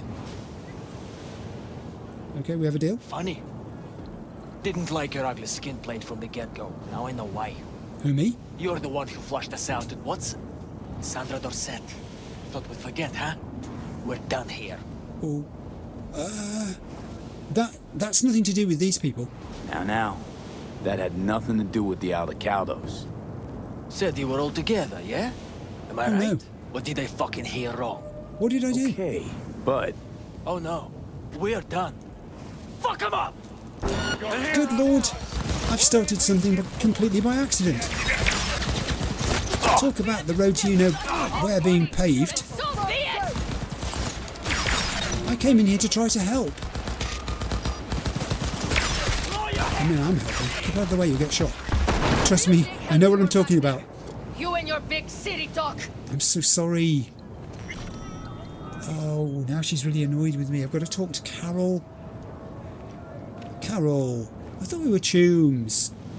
Well, it may have ended up like this anyway, but the fact that they recognised me and thought back to Sandra Dorset, that was a long time ago. They've got long memories. I just wanted to help. I just wanted to help. I did. Can't help but wonder what would have happened if you didn't. Let's not get torn up now. Thank you. You never know if your bad luck has spared you from worse luck. Yes. You charged into the lion's den to help us, V. Why? Because you listened to your heart. Thank you. That's a rare thing. Especially out here. Some things, money just can't buy. Speaking of money, can't just leave it sitting around. Thanks for everything, V. So long now. Okay, well the guys were slightly more appreciative than Carol was, I guess. And I've talked to Carol. Game. I don't think we're talking anymore. She hasn't got anything else she wants to say to me. How did you do that? Oh, how did you do? Why did you do that? That was Carol driving. I think. Oh, Aguilar.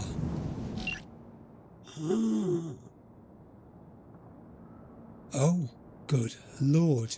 Perhaps one day we will meet and learn just how well an imitation can rival the original, if at all. How amusing that would be. Word got back to him that I'd been impersonating him. Ugh. Okay, that's not good. Well, it's an ill wind that blows no good, as they say.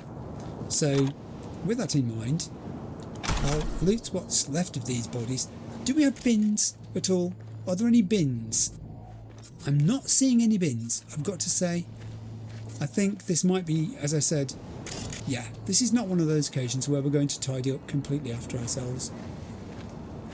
I think I've proven that it's possible for V to be tidy.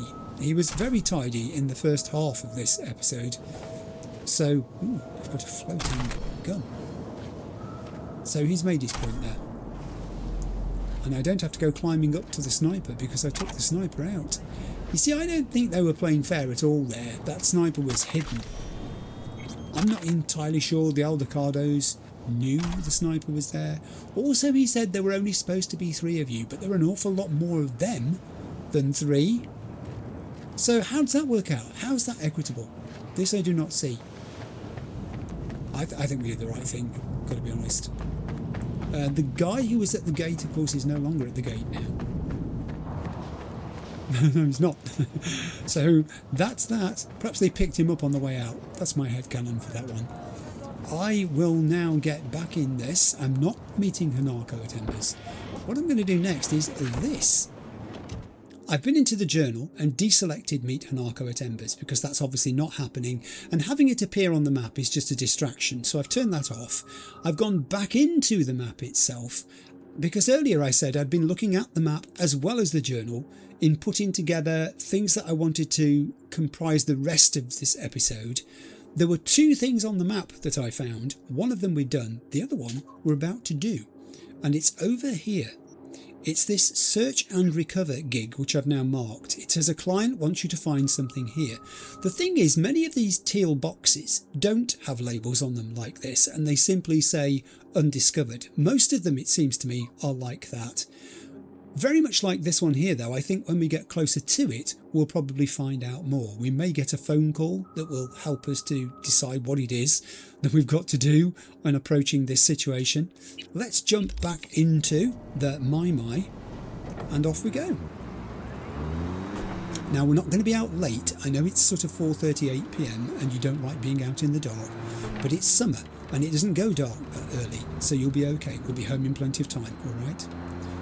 Let's talk tarots. This is something else from my list here. Something different about tarots though. We've spoken about them many times and about how they can be attributed to different characters in the game. That's the whole idea of tarots. They're open to interpretation. I got to thinking about this, and there's a kind of hidden feature of tarots in that the beauty of them is they they make us think deeply about all of these characters whilst we're trying to decide whether or not they fit the tarot that we're examining at that particular moment. It's a terrific way to increase our appreciation of the depth of each of the characters that we consider, because it gets us thinking about them in terms of what do we feel about this character, and how well do they match the descriptions of the traits in the tarot. Is this person devious? Is this person someone who is headstrong? All of these things help us to refine our appreciation of these characters. And because we're not just considering one character as a fit or possible fit for a tarot, we do this again repeatedly. So it has a cumulative effect. I think it's very clever. It's not something I'd really thought about in terms of the tarots, but now I can't unthink it. I think we're there. I also think I'm taking my... Did that say what I think it said? It says it's a funeral home. I'm taking my to a funeral home. Oh, here we go.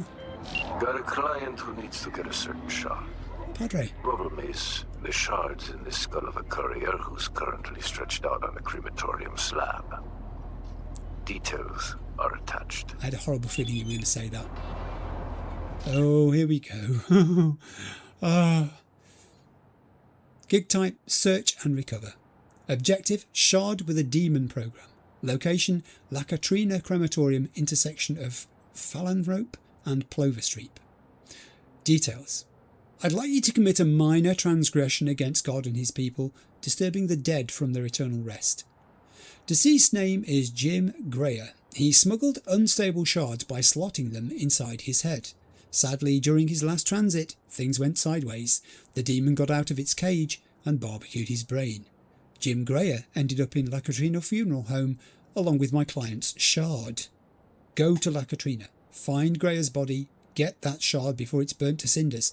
FYI, the crematorium's cosy with the Valentinos. That's where they get rid of their bodies. One wrong move and you'll end up there too. Thanks, Padre. That's good, because it's a different gig. It's a gig for a different fixer. Splendid. I guess I'm meant to go in the front door. Hello. Hi. Oh, shard. Immediately I see a shard. I'm entering it. You're quite right, game. I am. Let me do this shard before I do anything else. Yes? Can I help you? Beg pardon? There's a receptionist. There's a receptionist behind me. You can wait a moment, I think. Can you not, while I just read this shard, please? The shard got there first, what can I say? Read it quickly before she starts speaking. The Cult of Santa Muerte. Who is the Lady of the Night? We don't fear death. What's to be afraid of? Santa Muerte is a good friend, our close companion. We know how to talk to her, and we know when there's no more room to negotiate. This is one of the first responses I heard while asking residents of Vista del Rey about Santa Muerte, sacred death. Her worship, officially condemned by the Roman Catholic Church but heavily influenced by its rites, is unusually popular among those of Mexican origin and especially in Night City. Few realise that the cult finds its roots in ancient times. It's highly likely that Santa Muerte first arose as a fusion of the beliefs of the Aztecs, Mayans and other indigenous residents of South America with those of the Catholic Church, first brought to the continent centuries ago by the Spanish conquistadors. Our Lady of Holy Death, also known as Lady of the Night, Señora de la Noche, is a fascinating deity. Her wide-ranging devotees include prisoners, gangsters and drug dealers, but also police officers, prostitutes and others who work under the cloak of night. In other words, anyone whose life is in constant danger. Even at the turn of the 21st century, persecuted members of the LGBT community would also pray to her. Santa Muerte offers her protection to anyone who asks for it while leaving an appropriate offering on her altar: rum and tequila, fruit, cigarettes, candy or flowers. Interestingly enough, it is believed she does not distinguish between morally sound and morally questionable requests. Her worshippers pray for health and happiness, but also revenge or the death of their enemies. Everyone, no matter their request, must remember one thing: every prayer offered carries a price. If you don't pay, Santa Muerte will take someone close to you, and she would have every right to do so. Santa Muerte is not just another chthonic goddess of the underworld.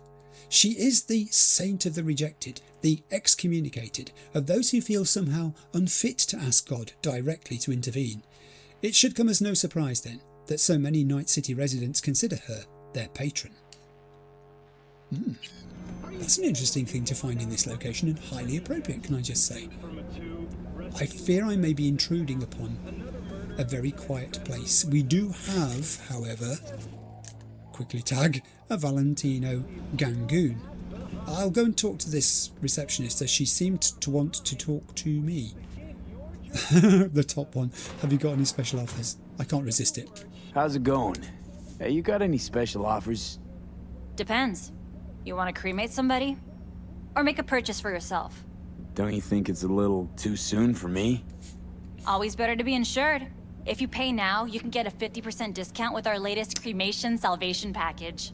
Oh, come on now, that's just too good to be true. But it is true. The details are in our complimentary information booklet. Anyway, because I'm not here to buy one of those, let's see how this goes. I'm looking for Jim Grayer's body, remember? I'm a member of the Grayer family. I'd like to see the body. I'm afraid that won't be possible. Access to the morgue is employee restricted. Yeah, I kind of sense that by the fact that that door is guarded by him and it says private over the top of it. That is not guarded and appears to be a place of, I don't know, remembrance maybe? Get inside the morgue. It will be my delight. I will firstly just check out the layout. Oh, food is provided too. Because, you know, people get hungry, I guess, don't they? And beverages. Yes, yes, indeed. Ooh, we've got doors. Now then. I don't know, is the answer to your question. Where does this room go? Ooh. Oh. Oh, okay, this is sort of the storage area of their kitchen. I think you've got a leaky pipe. It's a good job I'm not doing a health inspection right now. You'd be in trouble.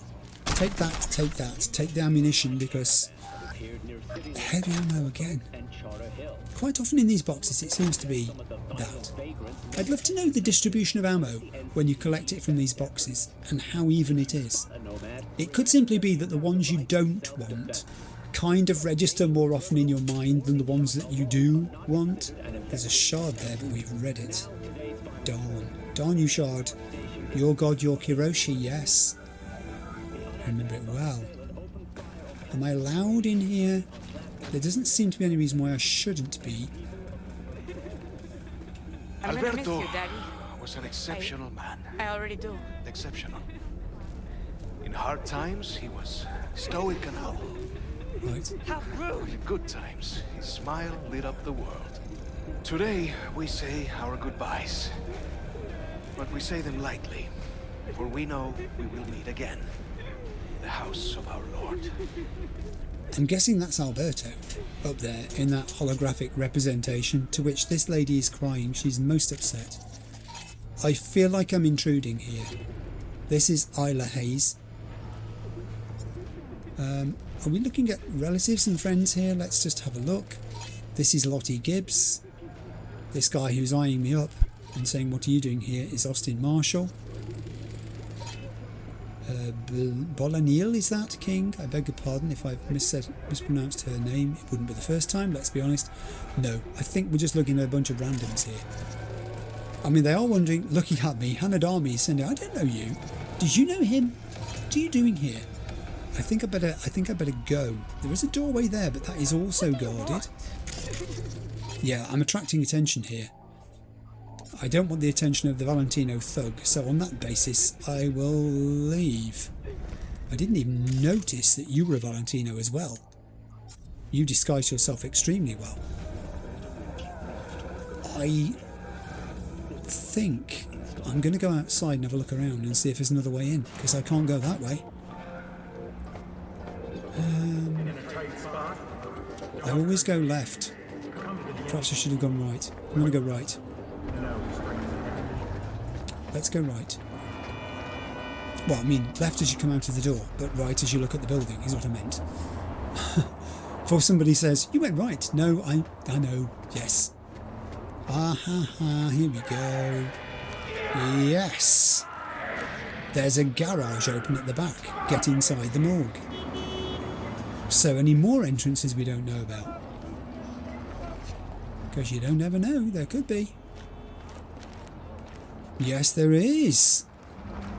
There's a door here too, which I can use technical ability on to open. Whoa.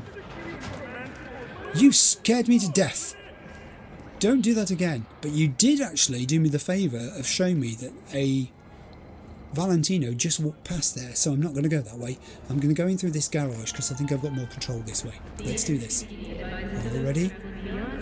I don't know. I hear you asking the question, are you going to be stealthy in this one? It doesn't say I've got to be. I mean, I'd like to be. Who wouldn't? But it very much depends on... Ooh, you see, look. I think she, I think, can't really tell from here. Yes, is the one I saw walk past that other door. Oh God, what did I just walk into? Bumped into this shelf behind me. I think I may have knocked something off it. Anything to scan in here? Probably not. It's just a garage. I mean, there's a box over there that's got something in it. Might as well loot it. It's not very exciting, just some tier 1 components, but once you get in the habit, you can't stop. Can you really? This door auto closes periodically. I need her to move. How can I make her? I know how I can make her move. Something's wrong with this machine. It's malfunctioning. It's the machine, it's not me. Go and look at the machine. Okay. Not going to have too long to do this. Let's go. In we go. And grab and gone. Alright, good. Please come with me. Now I've got to hope that that guy who was standing with his back in this doorway is still doing so. He is. Good, good, good. This is going to be my dumping ground for bodies, I've just decided. So you may lie there, and I will now loot you of your Euro-dollars, which didn't go unnoted. I'm thinking he could be next, actually. What do we have here? I think it might be safe to go into this corridor a little bit. What did she drop there? What is this? It's a broken overture? I can't tell what that is. What is it?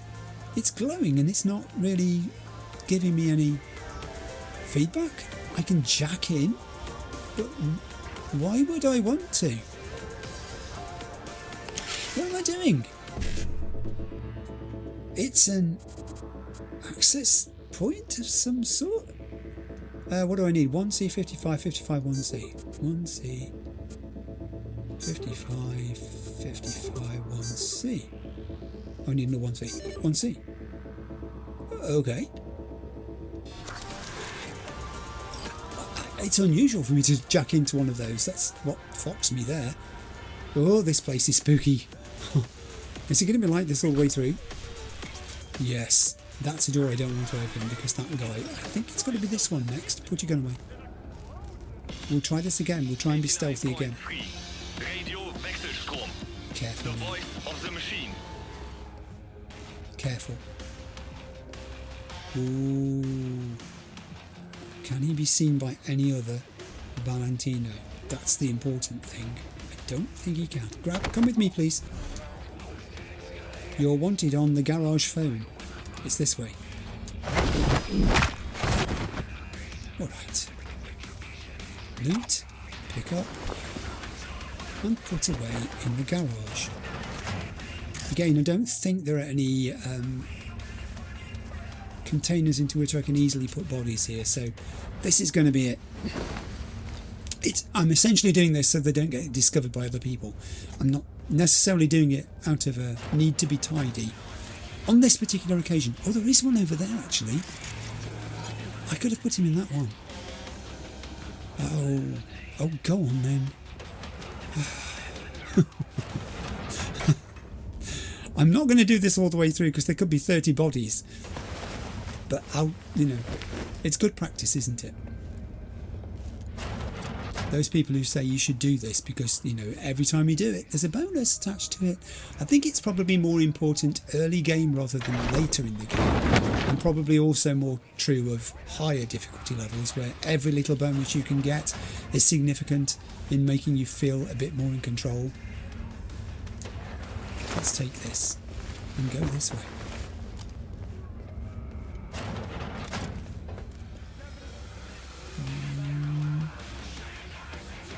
Thank you in there. Right, now I've got to make a choice about what to do here. The teal line is pointing me this way. It's saying I've got to get inside the morgue, which I guess could therefore mean using the elevator. That's my outside door. There are stairs as well. Okay. Maybe I'll take the elevator. I don't know. It's on floor 01. Negative 01. We're going down to the morgue. We know where the bodies are. Alright. There may be cameras ahead. That's all I'm saying. Maybe not, actually. With it being a morgue, perhaps they don't go in for cameras here. I don't know. Don't complain. You're lucky to even be alive. Conversations are going on. There are going to be people around. I'm sure of that. I've got markers here, several of them appearing now on the screen. Teal markers. They're all marking bodies. This is Louisa Beldad. That's not Jim Greer. There is a person. Probably come in the wrong end here. Probably should have gone in the other door. Let me try this one. Guessing I've got to scan the bodies and try and find Jim Greer. Here's another teal. That is Dexter Adams. That's not him. My money's on you. Oh, actually, wait a second. My money's also on you. Oh, God. How did you not hear that? I've knocked over the entire stack of boxes. I'm going to have to climb over them as well. That's not good. Oh, clumsy. You're out of this. I will loot your body for that skill shard. Where am I going to put you? What's that in the corner? Hang on, no. Let's be careful here. Let's do what we came for first. Are you Jim Greer? Yes, I've found Jim Greer using my scanner. I've got to pull the shard from Jim's body without falling over anything else. I'm making the most noise that anyone could possibly ever make, and I'm getting away with it. Probably because there must be some noise in that other room as well. What is it about water in this place? There's a serious problem here with water ingress. I'm guessing the shard's in his head. I have the shard. All I've got to do is leave the crematorium. That's all. That's it. Nothing more. Honestly, if I fall over one more thing in this room, it's not compulsory, but I'm now tempted to go into this room as well. Because I'm practicing stealth, is why. There's Louisa. This body, I think, is new to me. This is Eric Alvarado. Or was Eric Alvarado. Why are these bodies just lying on trolleys instead of put away somehow? Let me ask this gentleman. He doesn't know. He doesn't care either now. Alright. What is there of use in this room for me?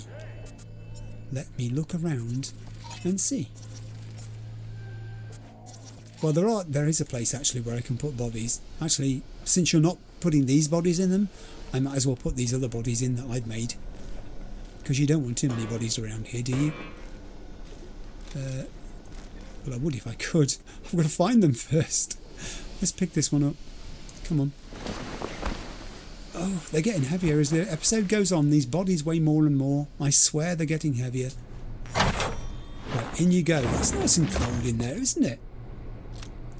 In the deep freeze. Where was that other body that I created? I wanted to. There he is. Hi. I'm very sorry about this, but it's probably no more comfortable a place than you were lying there, but at least it's sort of designed for the purpose. And it stops you being discovered by any of my enemies, also known as your best friends. I think... Oh, look. Huh. I suppose they do get changed when they arrive. They put their clothes in a locker and then wear whatever while they're here. Let's leave. I think rather than going up the elevator this time, which is there, I might try the stairs. Here they are. Here are my stairs. And today's item that's been secreted, there's got to be something under the stairs. Yes! Yes! Oh, tier 5 as well as tier 2. Oh, well worth it. Great stuff. This area is hostile. Leave the crematorium, but don't forget what you've just been told. The area is still hostile. There are enemy troops upstairs, because we saw them. There's one. I don't think I'm going to interfere with them though, because they're in that area which is the remembrance part of the place, so I think I'm just going to go out of the side door and disappear quietly into the night. Deposit the shard in the drop point. Where's my Mai? Where are you? Where did I leave you? Was it round the other side? Oh, it's making my nose itch again. It is going dark now. 7:01. There you are. I was thinking, where have you been? I'm over here. It's all right. I said I'd be back before it went properly dark. Let's go. I'm going to stop talking to this car. I think it's affecting me. I'm just going to be, you know... Oh, mind the lamppost. Oh, mind that other car as well. That's a much bigger car than you. You don't want to tangle with that. The drop point is literally around the corner. This is the second time I've had to take something like this to a drop point. I believe I can drive around this corner too. The police officer will not mind if I just park here. Oh, oh, oh, oh. Careful of your tyres on the curb. Curbs and tyres. There it is. Deposit the shard in the drop point. Is this going to be like the last time I deposited something? Yes, it is. Deposit job item. No. Deposit job item. I pressed square. Why is it not letting me do this? Thank you. That was really weird. I wasn't quite lined up, I think. Job complete. Gig Jeopardy. Here it comes. An angel sent from heaven, me. The demon-possessed shard's on its way to the client, just like your money's on its way to you. Closing the contract. We have done good today. 8,030 eddies, but more than that, goodwill. What price goodwill? What price reputation? And that's what V's built today. He's done so much stuff for different people today. And we haven't finished yet. Right, let's get in. Oh, hello. Ooh, follow up. Come and see me in my little parish when you have a spare moment. We can sit and talk. I think I might have read that one before. Streets have their eyes on you, V. I have new clients and contracts for you. Keep up the work. Wow. Now, interestingly, I'm just going to take an orange drink and I'll be back in a second. Now, I said interestingly before I took that drink of orange, by the way, it's done it again, look, there's virtually nothing left in it, it's just going to see me through. Interestingly, seeing Claire's message there in the phone has prompted me to do this. Hi Claire, she says, guess who? So the next race is practically in my backyard, which means I need to make sure folks around here know I walk my talk. Meet me at the corner of Brandon and Willison, give me a call when you get there. And I am going to say to her, course Claire, let's give them. It's time to do the third of the races. So in the journal, which again has defaulted to meeting Hanako at Embers, instead I am going to select this, the Beast in Me Santo Domingo race. It's this one here. And Johnny's take on that is this. Ah, Santo Domingo, the eternal fountain of where the only sure thing was you'd eventually step on the toes of some hot-blooded jarhead with 6th Street tattooed on his. You win this race, V. You show them who's in charge around here. You've got a good shot too. I don't see this Claire slowing down until she reaches the finals. And there is Claire, and there's Santo Domingo. So let's read both of these, as it's a long time since we've met either. Claire Russell. Every regular at the Afterlife knows Claire, the bartender who knows their favourite drink by heart, what they drank last time, and even what their friends ordered. Likewise, most know a few facts about Claire too. She's a trans woman who hasn't installed a single piece of cyberware in her body. She quit her job as a Militech engineer, and she's responsible for immortalising Night City legends by naming drinks after them on the bar menu. Posthumously, of course. What not all Afterlife clients know, however, is that Claire owns her own auto shop, where she can be found spending hours under the hoods of broken down cars and Beast, the rig she takes out on less than legal street races. And Santo Domingo. Santo Domingo is one of Night City's oldest districts. Luckily, its location meant it avoided the worst damage from the Fourth Corporate War, though the tens of thousands of Night citizens deprived of their homes still built provisional camps and settlements. Today, no trace of them remains. Santo Domingo has instead become an industrial hub, with an abundance of enterprises and manufacturing and power plants. Corporations are in constant battle over influence in the district. Real estate changes hands, new businesses pop up, and old businesses fall. Meanwhile, construction sites are guarded by combat troops guarding corporate property and secrets, though often they serve as law enforcement in cases when a company shuts down and fires all its staff, mostly around Rancho Coronado, raising the risk of riots. A rough place indeed, and it's where we're headed, so let's go. Head to the Santo Domingo race. Now I know it's gone dark, or it's very much going dark, but I sometimes find when we get to these races that time resets because they like it to happen at a particular time of day, so I don't think it's going to matter particularly what time we arrive. Something else, I just need to check on the map how far we've got to go. How long have we got to chat? Oh, a little while, not too long. Right, something else that popped up is to do with the TTRPG and the characters in that, and it popped up in terms of the question, does playing video games like Cyberpunk change you as a person? Does it affect you as a person?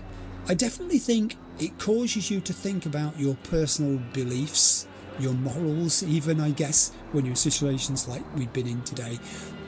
Of course it's a game.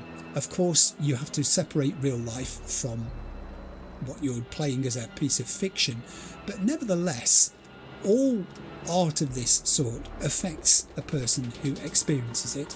It's meant to evoke thought processes and emotional reactions, and it definitely does that.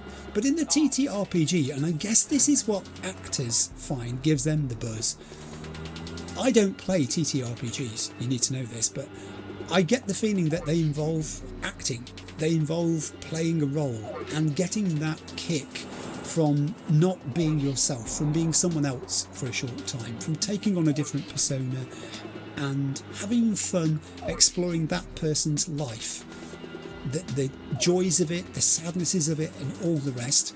I think doing that, stepping into the shoes of V, therefore does affect you.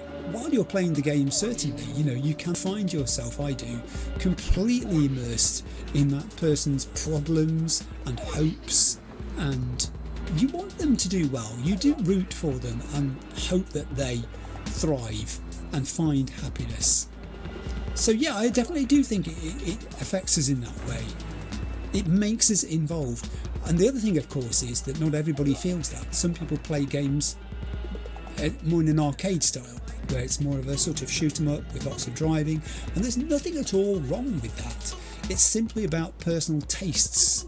The thing about Cyberpunk is that they've made it so that it can be accessed in numerous playstyles, and that, I think, is what gives it its wide appeal. That and the fact there is intense replayability in this game based on the sheer number of choices and options you have for the order in which you do things, and the really impactful decisions you make in certain of those gigs and how it alters the structure as you're moving forwards. I'm at the Santo Domingo race. Let's hear that horn, and out we get. Well, I'm here, but nobody else is, so I don't know what's going on. We have a marker which I have to go and stand on, and now I can call Claire. So I will give Claire a call. Hey Claire, it's me, don't fall off your chair. Claire. V, ready for the next race? Already here. Ready and waiting. Want to use your own ride, or am I bringing Beast? Ooh.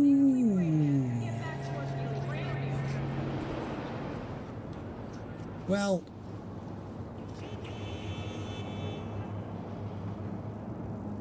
we'll take my ride. Feels more natural to me. You get it. Of course, yours it is. Meet there, yeah, Rancho. Be right there. See you then. I don't know what came over me. The thing is, I've used Beast all the way through. I've used it in the races we've done so far. I'm going to sit down and wait for Claire to come in. And it's just so happened that I've turned up here without thinking in the My. So, oh, heaven above. I haven't even practiced driving this car fast. Can I even drive this car fast? Oh, no. We've got to qualify. We've got to qualify. Should we do that thing where we try and talk to people and see if they want to talk to us? Dean Russell. Oh, yeah? Knew him, didn't you? You don't match some scratch? That's why they put that dog down? Russell wasn't put down. Russell put himself down. Didn't let up. Didn't know when to. Sure, he owed Matt $4,000. That had nothing to do with it. I mean, think. Dead man can't pay it back, can he? Good point. And Dean was looking for the prize money to settle his debt. You know, boom or bust. Wound up being the latter. These are the kinds of deep philosophical conversations that we Carlos, my man. Fancy seeing you here. Oh, just remember, I gotta take the trash out today. I know. Oh, you've upset him now. Where is Claire anyway? It says I've got to talk to Claire. What are you doing, Claire? Oh, she's appraising my car. Oh, I think I'm going to get told off here. You see, there are people with cars not radically more souped up than my car. Oh, I may have made a big mistake here. I don't know. Hey, V, gonna take a look under the hood before we start, see if all's okay. But stay close, just in case. Okay, Claire. Can I just say I'm sorry? The thing is, it ought to be possible to do this in any vehicle, shouldn't it? So, what's wrong with doing it in the My? That's my way of thinking. My, moreover. Not just any old My. Hello? You've got a very nice car. What's your car called? Your car is a Quartz EC-T2 R660. That's a mouthful. Can you not just call it Q for short? According to NCPD statistics, this model is found in as many as 17% of reported accidents in Night City, despite making up only 2% of all registered vehicles. That sounds safe. This thing would give me backache. Just cleaning it. I don't know about getting in it. This is a Quadra Turbo R740 rear-wheel drive, the best-selling sports car of the last decade. As many as 300,000 units were produced by May 2075. Wowza. This. Oh, the Galena, the rat, we know this. Cheap and reliable, cult favourite, immortalised in the 2034 punk rock hit Pounding Gina in My Galena. Which I know what that means now, and I didn't, but somebody explained it to me. You forget something? No, Claire, I'm just looking at the opposition. A Thrax Firefang, the heaviest car ever allowed to roam the streets, responsible for a quarter of all pedestrian collisions. And a Thornton Colby CX-410 Butte, I beg its pardon, the most widely sold delivery truck in Night City, with up to 100,000 units in the city alone, but it's been tuned for this, I guess. This is, oh, this is an Aldecado who's in here. Right. I was looking at the car, and then I suddenly realised you can scan the drivers as well. Jacob and Margot. What sort of car is this one? This is a Mime IP125. It's got 126 horses. How many horses has your car got? 418. Oh dear. We've only got to qualify. Right, let's remember this. We've only got to qualify. I'm going to race this thing seriously, although quite how we're going to shoot, I don't know, because usually Claire mans the guns while I'm driving. Alright, Claire. Carry on talking. Ready to talk? Yes. How do you see our chances? No, let's not do that yet. Not worried this will get you killed. What, today? The race? Why? I'm not asking about just today. It could be, though. Or the next one. One after that.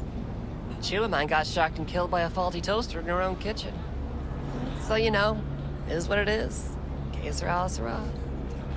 Oh, I hope you're not fatalistic now that your partner is dead, because we heard about that. It was very sad. Seriously, given the opposition...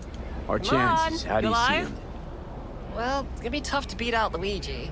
And he's got Margot riding Gunner today. I spotted that. Right, so... Girl loves popping flats, but don't get hung up on it. Let it mess with your head. I won't. Just focus on the route. Let me handle the entertainment. Yes. Sorry, you need a minute to kick the tires before we get moving. Don't kick them too hard, because they'll go pop.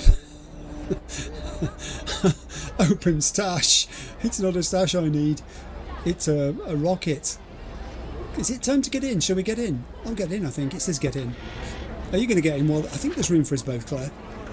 Claire, get in the car. Oh, no. I'll do my best. Come on! I want to smell that choo-choo burn! I am revving my engine. Make my ears bleed! I am doing... Oh yeah, like that. Let's count it down! Yes. 3, 25 checkpoints. 2, 1! We're away. Okay, let's just keep out of trouble. I said keep out of trouble. See him? Luigi, after him! God, I'm trying. I'm going to keep the car straight to start with. All right. Big turn coming. Cut it sharp. Got it. I don't know how this thing does sharp. It's not too bad. We're not last. We're not last, people. Oh, though we are kind of. Watch out. We're going to need to cut some of these corners, I think. On the grounds that if we don't... Ooh, I'm being shot at. I don't think... Are my quick axe working? My quick axe are working! Boom! These could be my best friend, my quick axe. That didn't go off. Let's try that again. I might be able to reduce the number of opponents by blowing them up. Madam! You nearly got run over then. Now look what you've made me do. They're so close together I can't read the distance numbers. They've turned a corner I haven't even got to yet. I'm going to have to drive very carefully. Oh. Thanks. I like you too. Hey, I'm being shot at. Can I shoot back? We can win this, V! I don't know how. How do I do this? Draw weapon. I've drawn it. What happened to the doors on my car? Claire, just hold on. I'm going to try shooting. I'm not even within range. Hang on. Something just occurred. We're turning a corner. Let me concentrate on the corner first. Then we'll try shooting. Stop running into the road. Have you got a death wish? Right. I'm loosing off fire from my gun. I don't know if it's having any effect, but we are actually not last. By a long chalk, actually. We're doing well. We're doing okay. Now then, do this. Come on, shoot. Don't run out of ammunition. Boom, boom, boom. I can't accelerate any faster than this. They're not going to pass. Yes. I dare them to try too. This is a my we're racing in here. Can you believe this? We're in a my and we're in 3rd place. Where are we going? We're on 11 out of 25 checkpoints. Oh no, I'm in a sandwich. It's a my sandwich. Oh, we're getting hit. We blew somebody up. Talking of blowing somebody up, why don't I try my quick hacks again? Because I'm on my gun, that's why I think. It won't let me do both. I could be wrong. I'm not going to stop to think about it right now, okay? I'm a bit busy. Oh, God, I've missed the corner. What happened? No! Oh, it's put me back on. I didn't know he did that. I didn't know he did that. I think I might be out of contention now, though. I could be so far back. We've got 11 checkpoints left. I'm going like the wind. No. I'm just going to drive, I think. Let's just try some driving. We'll worry about shooting in a minute. I've gone right... I'm so sorry about your solar panels. Watch our backs. We're moving to pass. Yes, all right. Goodness me. All right, now it's time to... Oh, I can't do that. You, I can. I think I can blow you up. No, that's Florid. It's Florid instead. Oh. He's gone the wrong way. He's done me a favour. Get out of the way, you silly truck. I think I dispossessed the driver of his vehicle there. It's going dark. We all need help. How many now? 19 out of 25. We've just got to qualify. That's all we've got to do. Nothing more than that. He's taken a tumble, but I'm going backwards. Oh, that was unfortunate. Good turn. There's a police car there. Please don't hit the police car. That would not be a good finish to today. We can overtake the police car. I don't think we're going to win it, Claire. I'll settle for finishing in the top 3. I'll settle for qualifying. I'll settle for staying on the road. Oh, come on. I know I said this car's got terrible road handling, but that was just awful. Mind that vehicle. What was that? What did it run over then? Was it a small animal of the night? Oh, it sounded squishy. Just saying. They've gone up there. That's a very steep turn. Oh, come on. Oh, no. This way. I don't seem to have as many doors as I had when I started out, I've just noticed. I'm pretty sure I'm supposed to have 2. Oh, they're 100 metres away from me and they're not getting any much closer because just occasionally I'm spinning out on the corners. Oh, God, like that. We can win this, V. Claire, will you please stop saying that? It's not helping me at all. Don't stop for anything now. Keep going. Is that it? Is that the finish line? No? Where's the finish line? It says 24 out of 25. We're not there yet. Keep going. That might be it. Congratulations to Luigi and Margot! We did it, V. We're finals bound. Oh. Don't stop yet, okay? Move up a bit further. Okay. What for? Need to talk. Something you should know. Okay. I'm sweating. Why have we not stopped with everybody else? Go to a secluded place. Sit down for a spell over there, okay? I didn't drive that. It drove itself. Claire, what's going on? What's going on? I take it we did qualify. We had to finish in the first 3, didn't we? And I think we did. Claire, what are we doing here?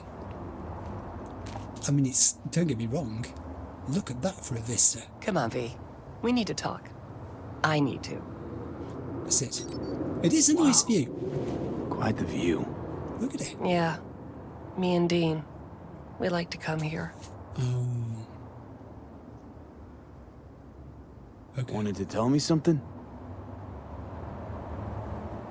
I mentioned Dean before. My husband, yeah? Yeah, you did. Yeah, I mean, you did mention he's your driver, but I could say mind refreshing my memory because it'll fill in all the stuff we learned about him. Give me a quick refresher. Sweetest man I ever knew. We were friends before my gender transition. He brought daffodils to the hospital. To new beginnings, he said. Were you married long? 12 years. Dean used to laugh that for our 15th, said he'd finally talked me into my first implant. I was prepping some surprise. She doesn't have any implants, though. This was in the red text. Hey, mind if I ask why you don't sport any chrome? I love machines, V, I do. But I don't ever want to become one. That weird? A little, I guess. But it's fine. Dean. Only person who could have convinced me to chrome up. But guess we'll never know if he'd have managed, huh? Why are we talking about him now? Why tell me about Dean? Meaning, why now? Exactly. He died during a race last year. The final. Not your standard fatality, though. He was in the car with you at that time, though, wasn't he? I don't understand. Do you feel like it's your fault? Well, you saying you feel at fault for his death? Me at fault? Why would you think that? He was flatlined by a corpo ego weasel. Peter Sampson. Exceptional walking rot. Okay, so what exactly happened? Your husband. How'd he die exactly? We'd just powered into the final straight. Sampson peeling up the tarmac ahead of us. It was clear we couldn't win, so Dean let up on the chew. And then that snake slammed on the brakes. Dean also had to. He lost control. Hey, but isn't that how this race works? You don't get it. Road was clear to the finish line. He would have won. It was premeditated. Wow. So tell me about the guy who you are saying did this. What's the corpo's deal? Doesn't really matter, was only ever another adversary to me.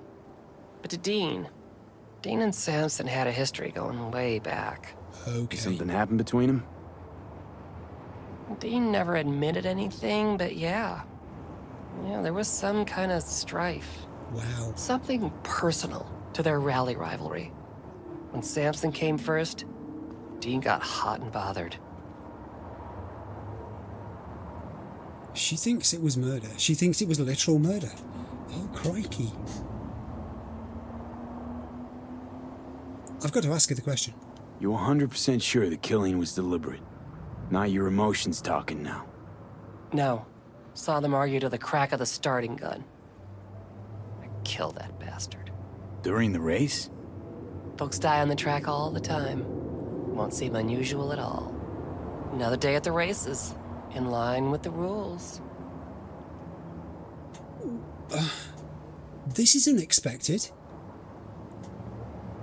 But, yeah, what if the guy isn't actually in the race? If Sampson doesn't show for the race, what then?